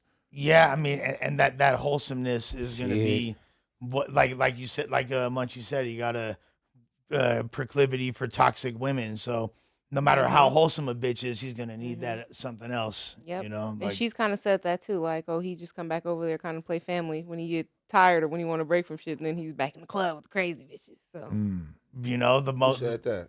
Jaden, she was kind of like she was tired of it. okay. This time when he went to jail, she was like, yeah, she off of it because. Hey, you What's know the what? worst I hate thing for that. you? Don't get tired when they go to jail. Get tired on the streets. You know what I'm saying? Sure. Don't wait and then remember all the bad shit I did after I get locked up. Go to jail. Oh yeah, this shit. Nigga was just I'm there tired of last this. week. You wasn't tired last week. But yo, I fuck with Blueface, but like I remember watching like a clip from a Hollywood Unlocked podcast that he did with Jaden, and it might have been the last piece of media that they did. They did No Jumper around the same time as well, but he starts talking about how he got his dick sucked by Meg Thee Stallion, and which Yeah, that was a bad. crazy. Thinking about both of their careers, like that's wild that she was down to top him off. Huh. Anyway, he says that right in front of Jaden, and you can just see. Oh no, I don't even know if it was that. It was he got his dick sucked by Jaden's friend, I think, and Jaden like walked in on it or some shit like that, and like you could tell that it really hurt Jaden's feelings. And I'm sitting there like really feeling bad for her because I'm like, this is too much, like for her. You know, like, what did she do to deserve you? Just like rubbing it in her face that you're fucking all these other girls. Like, you gotta show her at least a little bit of respect, dude. But what does she kind of expect, like rocking with this guy that's already his whole entire? I think that was during the time when he was like putting her on with that song, that Barbie song that he wrote for her and all that. So they were like doing Yeah, but promo. he- Yeah, that's when they were pushing her shit. So Yeah. she felt like she had to be there, but she didn't expect him to fucking embarrass her as a part of the promo tour. Yeah, no, understandably so. But at the same time, like looking at this guy's history, does that really shock you? That's like, I mean, of course, outside looking in, we could say no, but she's been with him since high school, so she might think, oh, I got at least a little bit more. He might treat me a little bit more like a person, like civilized, than a bitch he just met on a reality show he made up. When you say history, like how far you think this history go back? Because he's playing football and it's a video of him talking proper as hell. no, So, no, no, no, like- no. As far as like his music career, like he's pretty much from what was his breakthrough single besides On the Dead Lokes, Tatiana, right? He's talking about hoes busting it down. Yeah, he means his He's music been- persona. Yeah, his whole. I'm not talking about like the authenticity of his gangbanging or this or that. I'm Yeah, talking no. about like just his whole. I ain't talking about no gangbanging at all. When you say history, like you talking about the history of, you know what I'm saying, being community for everybody, a womanizer. Yeah, Mhm. Right? yeah, but yeah, but yeah. but I don't know if he been like that since a jit because I ran across like videos of him talking, he playing football. Damn, was he in college? Am I tripping? No, I think Or- high school. Yeah, it High could have been just school. high school. Yeah. I played some high school. Yeah, football. quarterback nigga. He was talking proper as hell. So like she probably seen the evolution of Blueface. That's what I mean. She probably didn't think he would get on TV and go hard on her like he would on a bitch that he just met, like after being famous. But They got a kid. I believe Jaden when she says she's done with him. yeah, Like, I think she's actually not going back this time because she's had all this time to sort of like detach from him, and I just kind of feel like she probably is like independent enough now I to. think earlier this year, it I think was the reported that tattoos she was on with his somebody, face right? did it. I thought she was fucking with a female. Yeah, I thought she was with a She girl. told me that she'll never fuck with a dude again. She only fucks with girls. Okay. Damn, that's unfortunate. It was him, Jonathan, Mhm. and then girls, Yeah. and that's it. She's just not. She's Scar not for going life. back. Yeah. Oh man, that's crazy. One bad baby daddy. Look, it sent you over the edge. That's Yeah. bullshit because female and female relationships is way more toxic than a male and a female relationship. I don't disagree with that because they can really Female fight on each other. female is more toxic. Way more toxic. Domestic violence? Like females, they get done wrong and turn gay, and then they end up running to a colder brick wall than they just ran into. Man, hell yeah, unless it's like two girly girls, like Yes. them studs, shit. They as horny as they be, you would think they got the wag, man. Nobody catches domestics more than the lesbian homegirls. Are you- Period. Wow, Yeah. okay. They can really fight each Period. other. Because I had a controversial take on a previous episode where I said that I would be happy if my daughter ended up being gay because I feel like women have healthier relationships on average. I'm just saying Nah. the ones that I know. Yeah. Maybe it's like a odd pool, but like the lesbians that I know, nobody catching more domestics than them by a significant margin. Yeah, I agree. Than any demographic. And they call the cops on each other? Hell yeah, they call the cops. Or the neighbors call the cops. Or the neighbors call the cops, or they'll break into their crib Whether afterwards. they catch a domestic or not, they being domestic. Yeah, They're all fighting of each that. other, yeah. All whether, of whether that. the police get caught or not, they And this not just in LA, by the way. This like in New York, the Bay, whatever. It don't matter what city. This is how they get down. Atlanta, 100%. Gay girls in college, as soon as they start arguing, they start hitting each other. Yeah, 'cause Really? they Yeah. more each other match. They, like versus if they dating a dude and they you know what I'm saying, thinking twice like for this nigga. No Sorry. offense, but I'm still wondering if we're talking about you guys pulling from like a sort of specific sample. Oh, you mean a certain It could- color? Okay, like Not color even necessarily, but Socioeconomic? culturally, I just feel like I don't know. If I was to ask like the gay woke lesbians of Portland, Oregon, I feel like they might tell a different tale. should we do Portland, it? Should it's we ghetto do in it? Portland. You don't think you the talking about, drunk, you the talking about drunk like white girls fighting each other? You don't think they're getting off the White Claw, I don't know. slamming each other around the house? I don't know. hey, so what's the most popular lesbian relationship we know? 'Cause I can't think. I'm asking y'all. Like a- Currently or of all time? I have no idea. Both. like a femme and a stud. Of all right? of all time? Like this might sound ignorant. Oh, but, Ellen DeGeneres and yeah, Portia? Yeah, I was gonna say Yeah. for sure Ellen DeGeneres. And who? And You Portia? say Portia de Rossi. Yeah. Even the other one she was with too, the Anne Hesh one was like a huge deal because that's like. But I when think she Ellen came- and Portia did have a little fight situation. Man. Yeah, that broke out. Well, we later found out that Ellen was a psycho. So it'd be like Then that. we later found out. Hey, you guys are right though. That That Ellen and Portia, whoever the fuck that is, that's the most girl. famous lesbian relationship ever. yeah. It They ain't said was- that Ellen was brought Ellen like White. gayness to America. Like she made it okay with her. hell nah. I don't even know She any the- of these people She on the this coolest list. lesbian in the world though. She be boogieing in the beginning of her show. That's and what shit. they said. That's what they were like. You know, she Yeah. made it cool. I used to watch her in the pen. For sure. 4 o'clock. Ellen What? DeGeneres. What? That's definitely on the TV. For She sure. boogieing and I'm like, oh, I'll get up and dance with her. Like, oh, you would. No, No, definitely Ellen- was fucking with Ellen Ellen. dope. Yeah, we gonna see what ChatGPT We get talking some about bitches. right We here. get some bitches About together. what? I just did it.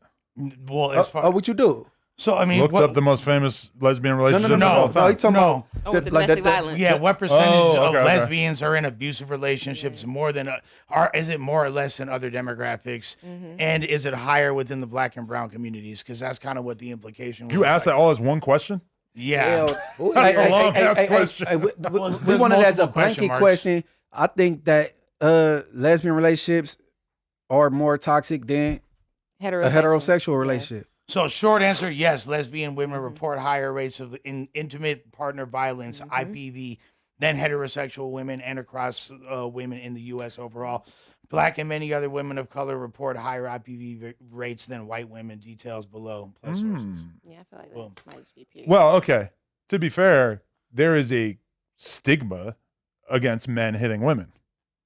So I guess we shouldn't be that surprised that women hit other women more than men hit women, since men are like frowned upon socially if they hit women. And it doesn't stop many of them. But I said Ellen brought gayness to America. No, I think she popularized. Like, she made it acceptable. She was the first like huge celebrity that came out the closet, from my recollection. Elton John. Yeah, but Freddie Mercury. People made it seem like he was just funky and he was just different. He British too. Yeah. And to be fair, like a lot of these people were like out, but not really out. Like true. Even somebody like Freddie Mercury is like, you knew he was gay, but it was, I mean, I don't know. I saw a picture of him in bed with a bunch of dudes that looked just like him. Okay, maybe you're right, but at that time it was kind of easier to like hide this shit. Well, he died of AIDS, and it became like a whole deal, and became like a symbolic thing, like the whole entire international AIDS awareness thing. So that really wasn't necessary. It was like a good look as far as progressing understanding and acceptance of AIDS as a disease, but then quote unquote AIDS being the gay disease is actually terrible marketing if you think about it. Like that doesn't exactly make What you mean? But it ain't about marketing. It's about putting awareness out there. Marketing. So you saying you think there that's is an overlay in the two things you just said though. What you think? Marketing and putting it out there. No, I said awareness. Well, yeah. Raising awareness. Well, yeah, not marketing. So ain't you nobody. think that's just a marketing campaign? You don't think you don't think you can get AIDS like from like man on man? That's definitely how you get it. He's saying like misinformation of it only being with gay people. Well, just like that being attached to it, because from a simple perspective, as a kid, right? I'm 7, 8, 9, 10 years old, whatever. When this is all going on, you go back to a kid with this shit. I'm like literally. We all were. Like when it comes out. Yeah, this comes out, and I was terrified of AIDS, obviously. Hell yeah. And I think a lot of us thought this is a disease that gay folks be having, when there is some truth to that. 100%. It's like it's not like a little bit of truth. It's like no, it's massively He's trying to say true. that it's not just them. Like you can get it also all being know they were saying it heterosexual. became stigmatized to a degree. Like while this is an era of progressive gay rights, and this is potentially a big moment, we're saying who ushered in like gay people in America. You can't really point to people like Freddie Mercury when he has AIDS. You can't point to icons like Arthur Ashe, who was a black tennis champion who died of AIDS in the 70s because he had AIDS. Well, how the fuck did Eazy-E get AIDS? They shot him with the AIDS. When you really think about it, how the fuck did he get AIDS? We know how insanely unlikely it is to get AIDS through vaginal sex. Well, yeah. Maybe he liked female Hold on, booty. what setting it? Nah, man, you ain't gonna get it from the female booty though. Like that hell no. If she had AIDS and you fucked her in the ass, though, you could. Yeah. I mean, yeah, but you know, there's a lot of conspiracy theories about that. They say, man, like a lot of people that was with him a few days and a week before that time said, man, dude was good, didn't have a cold, dude was strong, you know what I'm saying, regular then. And then, you know what I'm saying, got bronchitis and shit. All of a sudden, that just took effect and he died. So some people be saying like, they, you know what I'm saying, like think somebody like hit him with it. You know or what about drug use? You know, like intravenous drugs. I doubt that. He was the dope He was into that. We didn't know. Keep in mind though what people describe, like, oh, he just all of a sudden, like he wasn't sick, then all of a sudden he got pneumonia and he got really sick and was coughing and died. That's how you die of AIDS. Yeah, you get sick and then you can't recover. Yeah, you literally, like, you might not know you had that shit for a long ass time, and then you get the complications. So, yeah, years later, beyond the conspiracies, Suge alluding to it and going on late night TV and being like, you might just get injected like AIDS, you know, that whole Eazy-E thing or whatever the fuck he said. Talking about Suge Knight, bro? Yeah. That shit like, was stupid, bro. That's what I'm saying. That's just kind of like adding to this conspiracy and Suge playing off of it, when in reality the biggest thing that makes it seem like Eazy don't have AIDS is that none of his wives or kids do. Yeah, that's like the kind of trippy part. Man, like, was he hitting them though? He was having wedding reckless parties, bro. He's on the road being a musician. His lady, the wife he was with the lady, she be talking a lot. That was his wife that he slept with every night. He was with her. She ain't got it. And they had a baby like during that time or whatever. That is a bit odd. Oh, he has a bunch of kids and none of them have. She said, I don't trust what that lady say. Eazy is probably the biggest celebrity who died of AIDS that is not gay that we know of. I don't know Pretty who much. else we could even point towards. Like, I don't even know if there's any examples. Yeah, Magic Johnson's still alive. Oh yeah, Man, I He's not gonna die. He don't got AIDS, he got HIV. HIV. And I'm pretty Yeah. sure he beat that. Like, most famous. Yeah, some because they talking about he just donated or would he just donate some blood? For or sure something? did. Like, I like seen- something like that. Who accepted that shit? terrifying. I hope that's Man, AI. that's that $800 million Johnson blood, Nah, man. hell no, you keep that. Ah. Hell no. Oh, shit. Okay, Arthur Ashe Yeah. Yeah, was that's what we were- heterosexual, we were just and then talking Easy about E is number 2. Mm. Who number Damn, 3? that's crazy. Huh? Who number 3? Ryan White, who was not famous before his diagnosis, but he was a teen AIDS activist.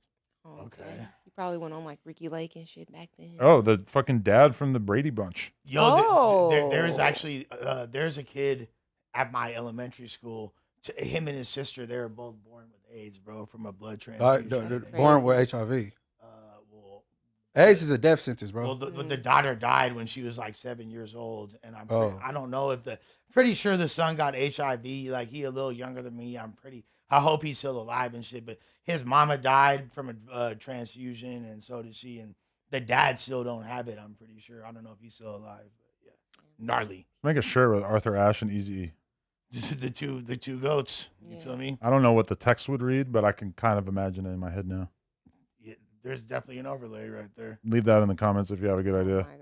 my God. Big thanks to everybody over at Everything 420 for keeping my stash stocked without ever leaving the house. Their app E420 is loaded with glass, vapes, edibles, gifts, literally everything. It's quick, easy, and super low key. Everything 420 is the plug every time. Don't forget to use the code NOJUMPER to get you a nice old discount. They said Arthur Ashe got it through a blood transfusion. Yeah. Crazy. See, so why would somebody accept some blood from Magic Johnson? You still on that? That's crazy. I hope that was like just some internet Dog, shit. I think he literally beat the disease, homie. So like, what, man? Why is if you beat it, keep your blood, bro? You beat? Nah, hell no. He got that, like Ant said, Man, that high I don't quality like that Johnson shit. blood. Oh, Where he donate that shit at? What state? Shit, Man. I can't tell you, They bro. say, I think it was Cedar Sinai, Inglewood. Ooh, Yeah. that's the big money hospital That's too. some bullshit. That's a Jewish hospital. I went there after I got shot one time. Mhm. That's some bullshit, bro. I don't like that. No, that upset me, bro. Like I don't give a fuck how famous or rich you is, nigga. That's some stupid shit. He beat the system, Nah, dog. he ain't, man. Going to jail and beating the cases, beating the system, nigga. This shit right here is some dumb shit. And I think doesn't have to do with like your white blood cell count, right? Yeah. Well, They start regrouping. well, let him. they Well, you get some of his blood. Okay, Google AI says no, Magic Johnson has not donated blood and has publicly denied false claims that he has. Since his 1991 diagnosis with HIV, has been ineligible to donate blood due to federal regulations put in place. I was about to say, bro, that shit bothered me. He's a false claim donator. Nah, 'cause I don't know where that blood might land, nigga. I might get sick or some shit. Nigga, nigga I don't want that Much shit. he be that that juice. Fuck that. He live in LA too? Yeah, fuck that. Don't go to Cedar Sinai. No, actually, do. It's a great hospital. Yo, can you scroll down? There was one thing that I wanted to play. It was that fucking video of that girl talking about prostituting herself. She was like laying out all the rules. Can you click that Instagram? Oh, wait, that's not She a it. stump down hoe. She's a stomp down hoe. My God. Oh, wait, go to that bottom one. Jim Jones goes off on Tony Yayo and calls him broke. I do not know about this. A lot of you know me from the hood, so Scroll down so they can see it. Yeah. The New York heads are fighting again. No, that's good. Keep it full screen. The biggest YN. Mm-hmm. Yeah. Tony Yayo's up there too. All right. Man, people that's be- look at Bleak and don't understand the business he's doing. They always look at Jay like, oh Yeah. But nah, That's why. nigga, Bleak That's out why here you got making niggas like moves. Yayo talking about, Jay don't take care of nigga. I don't need Jay to go on Yo tour. smoke hard coke, yo. Yo, chill. Yo, chill. You look like you need to be taken care of, nigga. You look like you need to go to the dentist. You need to look like you need to brush your teeth. You look like you need hygiene, nigga. You look like you need help. Tell your man 50 He send you do. an ounce or something, yo. He do need You that might help. need That's 2 why- ounces, nigga. that's why Paid you in full looking to movie, see- nigga. I got a G for every bump in your face, nigga. I promise you that, nigga. That's I a promise fact. you that, nigga. That's why he worried about Peon, you broke, nigga. You know See? I got it, nigga. What's Don't- up? The Ain't bag is nobody. up. The both sides. So funny. Hey, yo. Hey, Flea, where the both sides, Flea? Let me finish that off. Ain't nobody taking care of niggas over here, B. Yo, nah, you good, my nigga. I fucking love it. Niggas deserve it. They need to hear this shit, man, because they bugging out here. All these niggas worrying about who taking care of who. We take care of we. Ain't no who nigga. Take care of who, nigga. Up, you nigga. know who doing it. We live. Us We getting the money. gateway, nigga. We take You care feel of me? everybody, nigga. We take care of each other, nigga. That's a fact, my G. But shit, linking back up with you, Jim, we missed out on a lot this of is dope. opportunity, bro. But we ain't gonna miss it out going forward. Nah, we need to man. put some pain together, bro. Time don't lie. No. Does Jim Jones have a podcast or does Memphis Bleak have a podcast? Memphis Bleak. Who's the guest? Yeah, Okay. yeah, Jimmy. I didn't know Bleak had a podcast. Me That's neither. crazy. Bro, this is crazy. All the old heads have podcasts now, and they're beefing with each other. Like Tony Yayo's a repeat Vlad guest. Jim Jones, And Drink I think, Champs. has his own podcast, and then Memphis Bleak has his own podcast too. And now they're all beefing with each other on these podcasts. They're like doing the exact same thing as like we all did like a few years back, but now it's like actual famous rappers from the 90s doing it. I'm kind of here for it. Yeah, it's entertaining for sure. But why is Jim Jones coming at Tony Yayo? What the fuck did Tony Yayo do to I him? feel like you want to tell them to put some respect on your name, Adam. Like you started this Oh shit. yeah, or are you the something. big podcast homie? Shit, that's a good point. We invented podcast drill. Oh man. Oh yeah, that's the clip I was talking about. But why has Tony Yayo and Jim Jones got shit against? Because Tony Yayo does go on Vlad and talk a lot of shit about. but not about Jim, right? No. It's just you talking about old rappers and this and that. It could be strays, and Jim Jones might take that away. He be popping it for sure. Yeah. Yeah, he'll be. I'm not sure exactly what he said to spark this beef, but he do be popping it quite a bit. I'm looking at Tony. Right, Tommy. It's not Tommy. It's Tony. On Drink Champs, he was going crazy. Yeah, and he Him kind and of FN arguing about Ice Cube and Biggie was hilarious. Who? Him and DJ EFN, like the Oh, you keep saying he. Who is he? He was going- Tony Yayo. Tony Yayo. Okay. I also think anybody that's standing, like trying to ally with 50 Cent in this kind of space, like a podcast space or a debate space, it's gonna be hard for you to hold that up because he talks so much shit about everybody. So you're making yourself an enemy, and you're not as Ally? up as 50. Well, Yayo's been like a pit bull for 50 his Yeah. entire career. Yeah, So I but don't- that might it look different at this age and how you looking. Like they saying, it don't look like you up. It don't look like you got money like your homie. Well, yeah, like it's different when you got the Jimmy draped in chrome hearts. You feel Yeah, me? it looks Just like, different. And everybody doing good. Cam and Mace doing good. yeah, just popping Bleak it. doing good, and they looking, you know. Oh, okay. So this channel, the IFC Factory, which is where that shit is hosted, and it says it was the IFC Factory is the intellectual factory of content based in the heart of New York City, founded by music mogul Jim Jones. Our mission is to spotlight raw talent and build a community, yada yada. And on that channel, there's a lot of Jim Jones. There's a thing called Artist to Artist, and it's like Jim Jones sitting down with Fabulous, Mano, Okay, so his Davies. friends. So Okay. Jim Jones is kind of taking the reins of trying to build up his own media company, and the views are pretty good. So That's tight. interesting. I mean, he was on reality TV for years, so it makes sense. Like that pivot for him makes a lot of sense. Yeah, everybody's trying to do the podcast hustle thing at this I'm point. surprised that is that not something he did a while ago? That's like a current venture of his. It started only a couple months ago, Okay, yeah, based on this. That's dope. Okay, let's watch this clip of this 304 putting us on game. Click the sound logo, and I couldn't believe it when I saw this because there's so much knowledge in this that I didn't actually know. Y'all some things that I personally hate about clients as a 304. 1, the pleasers. Can't do it. 2, the clients that always want to kiss you on your mouth. Ooh, bitch. 3, the ones that never want you to leave after you're done.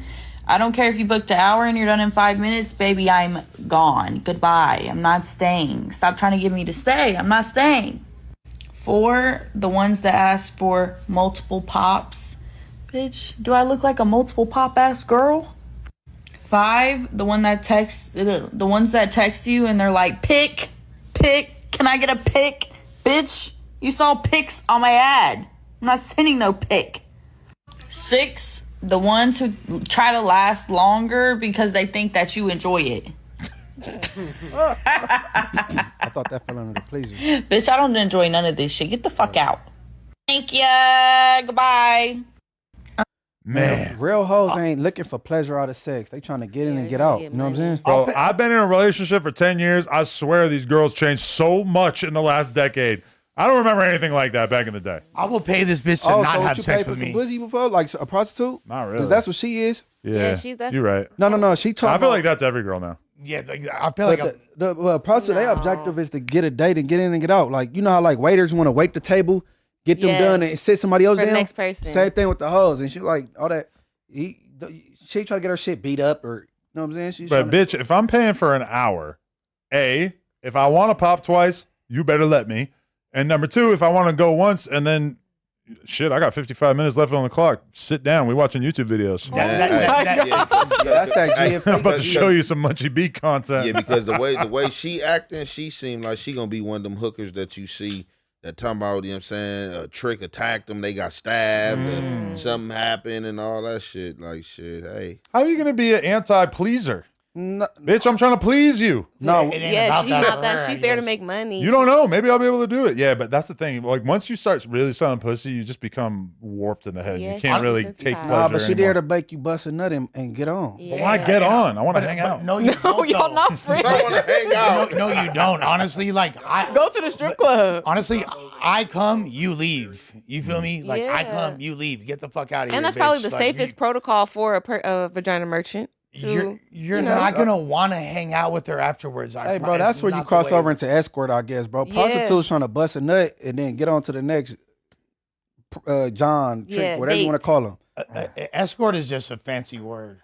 But an Bro, escort if you might trying to like hang spend around with time- you at the casino. You know, go upstairs with you. Accompaniment. Yes. Yeah. Because that is kind of what I want. I want to walk around a little bit with you. Maybe. But why do you want to be You're seen looking with for the that hoes? GFE. She's just a girl. experience. Yeah, you looking for that GFE. Yeah, the girlfriend experience. But so GFE is now I kind of understand why GFE is its own specific thing because it's so antithetical to what the average hoe is really trying to do. Yeah. You remember that's what Brandon asked Tania. Do she do GFE? Yeah, that's what Brandon. I feel like Tania is like a natural GFEer because she's just. GFE. How is he a natural GFE? I don't know. Am I right? Like she just seems like she probably like wants to like hang out and talk and like. I mean, maybe that's just my experience because whenever I'm around her, she's talking and shit. As soon as that money's in her purse and she's out the door, I'm gonna promise leave, You, dog. yeah. Like, yeah. For Because you don't want to me, be friends with the trick, right? because once in a while, the girls that we have on Plug Talk, I'll be looking at their social media and I'll realize like, oh shit, this girl's selling pussy. And then I go to the website and I start looking at the rates and I'm like, oh my God, like this girl that I just fucked on Plug Talk and I thought it was a big deal is $800 for an hour. I'm like, fuck, that's a great deal.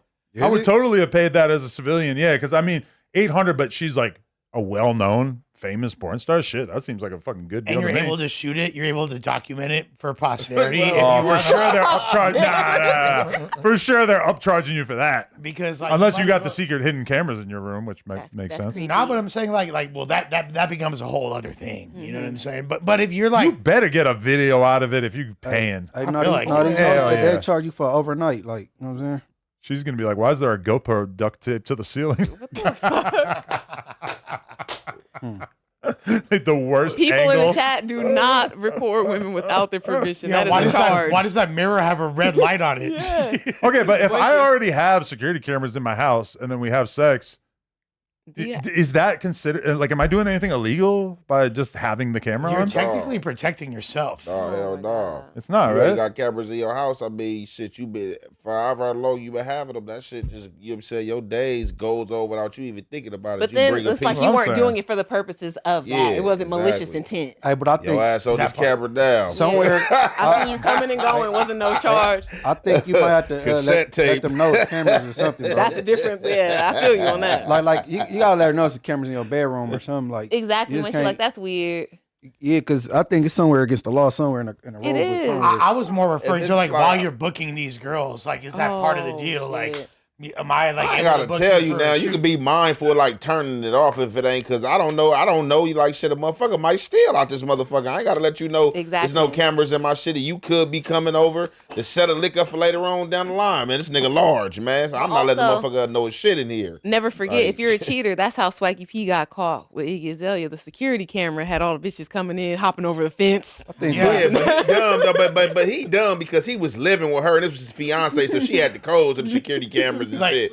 Like you doing dumb shit, bringing bras to the house. Like she ain't gonna snoop and check the camera. like bitch, until before you get the bright idea of women is curious by nature, bro. Before you get the bright idea of stealing any of my Nutella, there's fucking security cameras here. You feel me? Like Okay, say you were to do this, if you were going to be able to get away with it, like legally, if it's in a place where there's a reasonable expectation of privacy, like your living room, then you'd be way more. Now, obviously, if you just like film it and save it and don't ever send it to anybody, nobody's gonna find out. But like the reasonable expectation of privacy in your bedroom is not the same. Bathroom is a reasonable expectation of privacy. Bathroom and bedroom, though, bro. Yeah. You just gotta watch out. Like one of my homies got caught up like that. Like he was at his house and he was talking on the phone to another girl, and his girl came back and just happened to just listen to the camera. Shit! Damn, I thought, most cameras. Yeah, just be he on the recording. couch They don't be having no lounging. He audio. ain't even knowing. He like she go back like, and then you talking to people. He like, what? She played the whole thing. He like, what the fuck? Okay, but also, I guess disabling the audio is important. Like if you save the audio, that's worse for some reason. Because more identifying information. And then also, if you were to just have a little sign in your home that says this house is under video surveillance, then I feel like that would probably Yeah, that's a disclaimer, and you good. Oh, in the front. I think somewhere it's against the law. I wonder where it would have to be though, because if it's outside, I feel like it would be unreasonable to tell a woman like, "Oh, like you should have known because there was a sign that said that outside." She just receives an automatic text message. Most of them will be on the gate. Or on the gate or right at the front of the house. Like people that got them signs, shit, you gonna see the motherfuckers, man. This house is under surveillance. Yeah, that's the outside of it though. We talking about if you about to get going with a little female, she coming in the room and get knocked down, and she ain't knowing she being recorded. That just feel illegal. I don't know. I should go to jail for that. That's moral. That's very moral. I mean, artists be having disclaimers and waivers that they make girls sign as well. That's very common. You feel me? So, tomorrow. Yeah. That's your whole house. My house is this house is under surveillance, not the outside. This house, Yeah, the the house means the inside of the outside. This is under surveillance. I don't trust that shit. Reasonable expectation of privacy. You just looked it up? No, I mean that's what like Adam did. Oh, you sounded real Wikipedia. I'm like, okay. Wikipedia ready. Yeah, all right. I'm wicked with my pedia. Come on, bro. I'm wicked with my pedia. All right, yo, I'm gonna read the messages real quick. Make this one a little bit shorter than the average because the 22 still got a big day tomorrow. Okay, so. Shout out to all the new members. Midnight Tactics Media, ZOZO, and FY3200. Appreciate y'all becoming members. May said, I'm begging you, please don't call Brandon today. This is the perfect lineup. Hey, Tam. Hey, Munchie. Hey. Shout out to May. Hey. I'm your dad. Arno De Capo. 256 got hella ops. Marquise Martin. These are all new members. Please run up Artist 08, Trevor Joseph, Orlando Banks, and Axel Hurtado. Shout out to y'all. Money to Make said, do you rewatch any of the shows? Whack is old, babbling and making shit up. No shade, but Flacco shit at pods and live, but decent as short form vids and content. Thank you for your opinion. Appreciate it. Cardi C said, notice how Ant didn't fall asleep on Dejan's podcast. He knew not to fall asleep around two bussy bandits. So they said I'll go to sleep. They said I'll go to sleep around. The fuck is y'all talking about? You spelled bussy wrong, so I actually like didn't know that was coming. I was like, busy bandits. Busy bandits. Ripping, guys. DC Artists and Dale 1 BMW. Thank you for becoming members. Troy M sent $10 at bruh. LA got so many sets and hoods. It has all the actors and directors. How the fuck has no one remade the Warriors set in LA? I'm from Philly, and even I know that remake for LA could be another classic. Brilliant idea, actually. Honestly, like having seen the Warriors a couple years ago for the first time, that is an insane. That's a brilliant. Because the Warriors is such a ridiculous theatrical version of gangbanging in the first place. Stupid. That it's kind of like it's hard to imagine doing that with LA because the first scene in the Warriors is this like huge stadium. And it's all the different gangs, and they're all wearing like matching outfits and shit. And they're just sort of like talking about the rules for gangbanging. Osiris is played by Whack 100. You feel me? Which one was Osiris? That's like the guy giving the speech. I love that movie. Yeah. Mr. John Doe said nobody is paying for promo to be popular. They pay for promo to spread their music to a wider audience. What do you think being popular is? Yeah, that kind of is a contradiction. That's probably one of the craziest donations we ever got on here. Berto said Adam is dressed like a retired Corvette owner. Shit, man, that money. Yeah. For sure, anybody who's paying attention, the amount of effort I put into dressing has gone down substantially over It's the giving years. cars and coffee. It's definitely the older I get, the less I care or try. Like literally, I look in my closet every day and I'm like, oh, I wore that shirt 50 fucking times. I'm gonna wear it again. If you're a retired Corvette owner, does that mean that you upgraded and got a better car, or now you have a shittier car? Oh yeah, I forgot, man. I was just something else I did this weekend. I was at like this 3-story house at Granada Hills. This motherfucker was like set up like that. I'm talking about like, man, elevator in this motherfucker. So basically we had like a private party for the homie. You know what I'm saying? He had the poker game, had the dice table, the whole little Vegas theme, the little buffet, come out all the little shit. But, you know, when we was leaving, like, the dude house it was that we had got for the Airbnb, like, man, that man had that dude drive 2 Hyundais, man. Oh, really? Keeping that money in the pocket. Man, for sure. That's how I'm trying to live, man. Yep. I'm downgrading everything. I'm trying to get a fucking cheap-ass car. A minivan. Shit.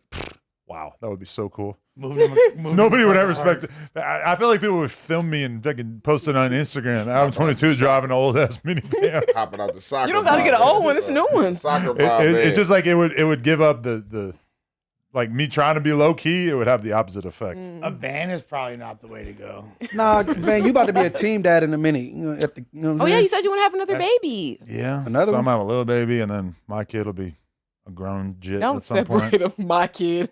Oh yeah, They're both my kid, right? Yeah. Astro Van 22. Nah, but like when I call the regular Uber and it's like a junky ass old Honda minivan, I'm not. It's still comfortable. You don't feel fly like the big body, but You want to hop out. I'm gonna pay that extra $5 to at least get. bro, That's hell the no, it thing. ain't $5. You get that shit back from LAX, $250 for the Yeah, Uber yeah. XL or the black SUV, Yep. and you might pay $40 if you want to get a fucking regular one. But then the thing is too, then you got to shuttle to that weird ass parking lot. Oh, to yeah, get yeah, it. yeah, Y'all don't like that. You gotta That's you what I gotta. I can't say my hack on here, but I'll tell y'all outside. Come on, you All gotta right. get a little more For street real? smart. You got a hack? Yeah, for the airport. But I'm very interested in that. also the Teslas, you gotta be careful because now everybody got the fucking Tesla on Uber and they can't even fit your suitcase.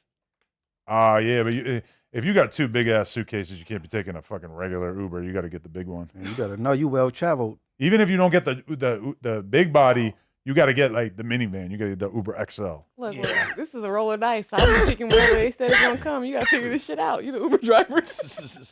Monetize.guide has been a member for 4 months. He said Adam needs a cast change. These hosts are getting boring now. Sorry, dude. Because we don't want to fight. Just saying what he said.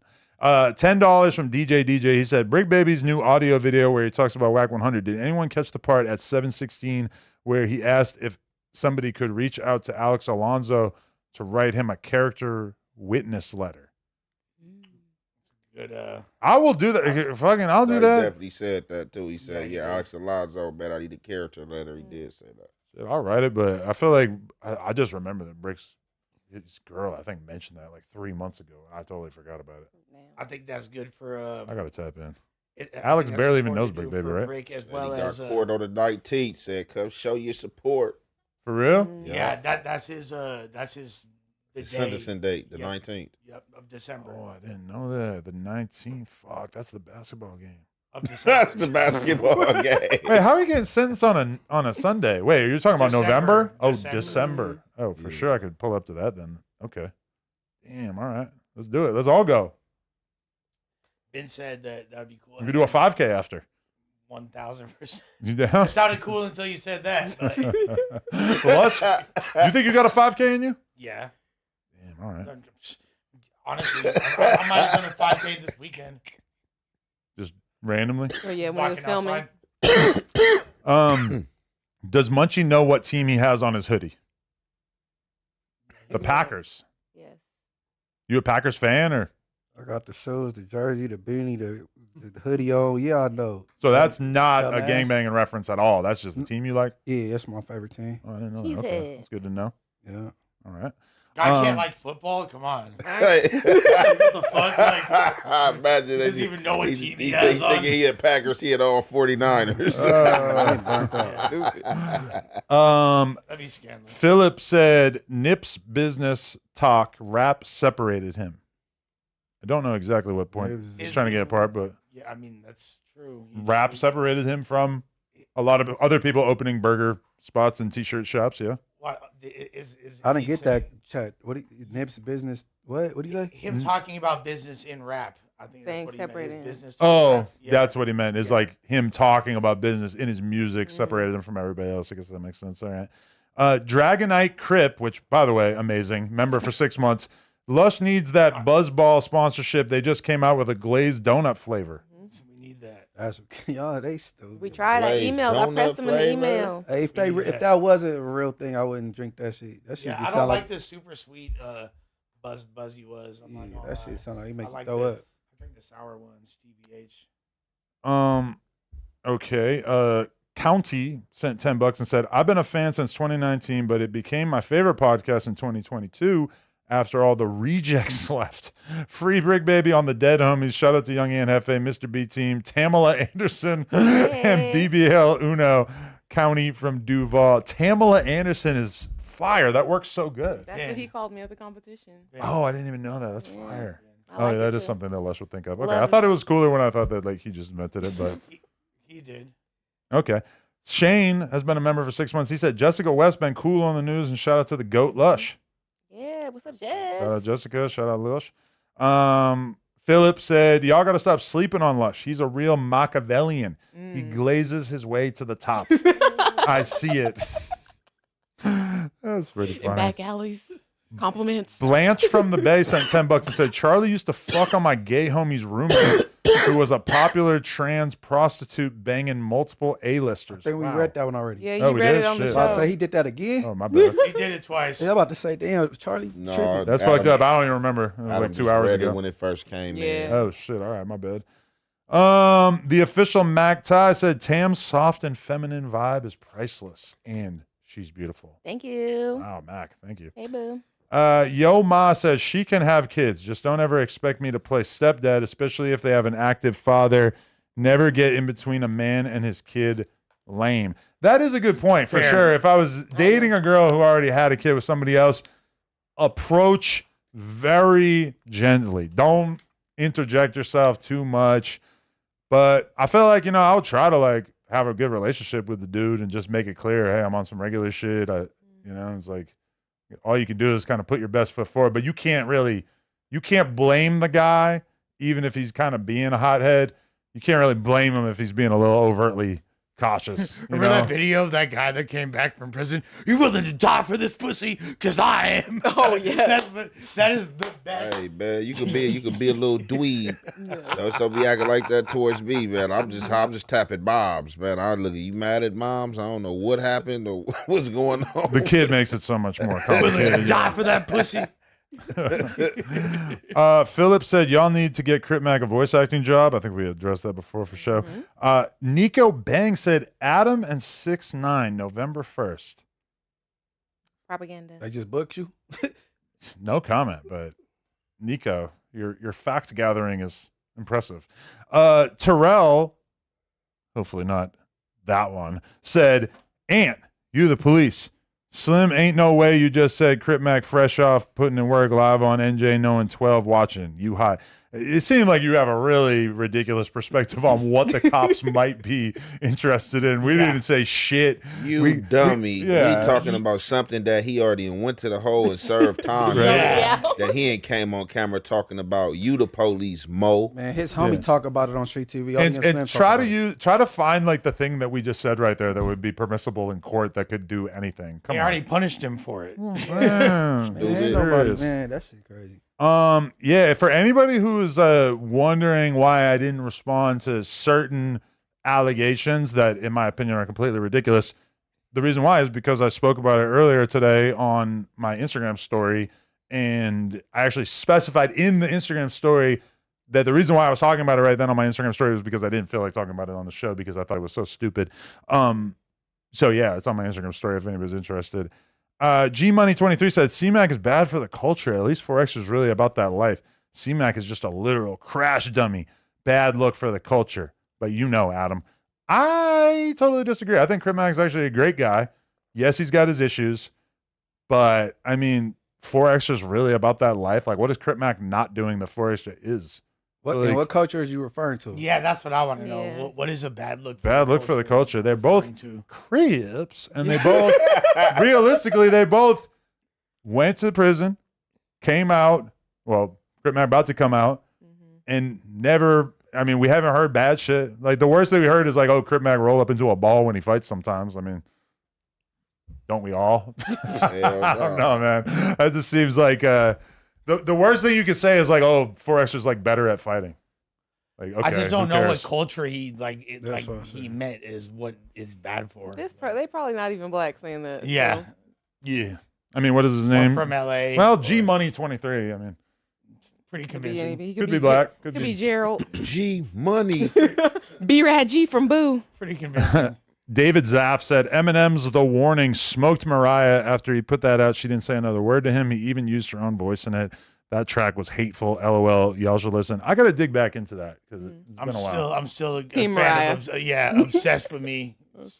Her dish charted. His did not. Yeah. Jaquil Walker said Munchie needs to feed these YouTube streets with new content. So something to consider. On the hiatus. King Javi Jover said lesbian and gay couples lead in all domestic violence stats. Look it up. Again, we kind of addressed that and it seems like it's true. Sure. Neem Keys said I used to live next to a gay couple in the Rich and I've never heard or seen so much domestic violence in my life. It's two dudes though, so it's fair game in my opinion. Oh man, we didn't even think about their demographics. Yeah. That's crazy though. Insane. Edgar Girone and Daniel, thank you for becoming members. And then final one, Daniel said, Adam, you should bring back OG Gumby.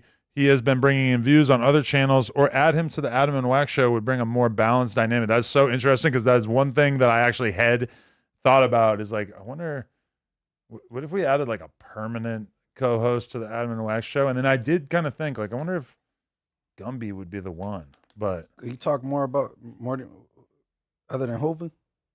That's all I hear. I don't know.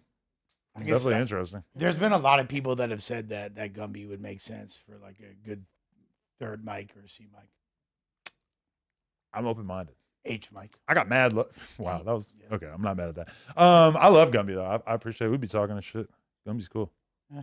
I like him. Yeah, that could be potential. I've had people tell me don't trust him, but then those people ended up kind of being questionable in trustworthiness as far as I can tell. So maybe Gumby is the one you should trust. Yeah, if somebody untrustworthy tells you not to trust someone, I'm inclined to think that they are trustworthy. But you know, like when somebody goes real out of their way to tell you not to trust somebody, and then you kind of figure out you don't trust them, then it really makes you think like, oh. Yes, fruit of the poisonous tree. Right. 1,000%. Show. Shout out to everybody who watched this. Please smash the like button. Shout out to all of the co-hosts, and we'll be back next week here on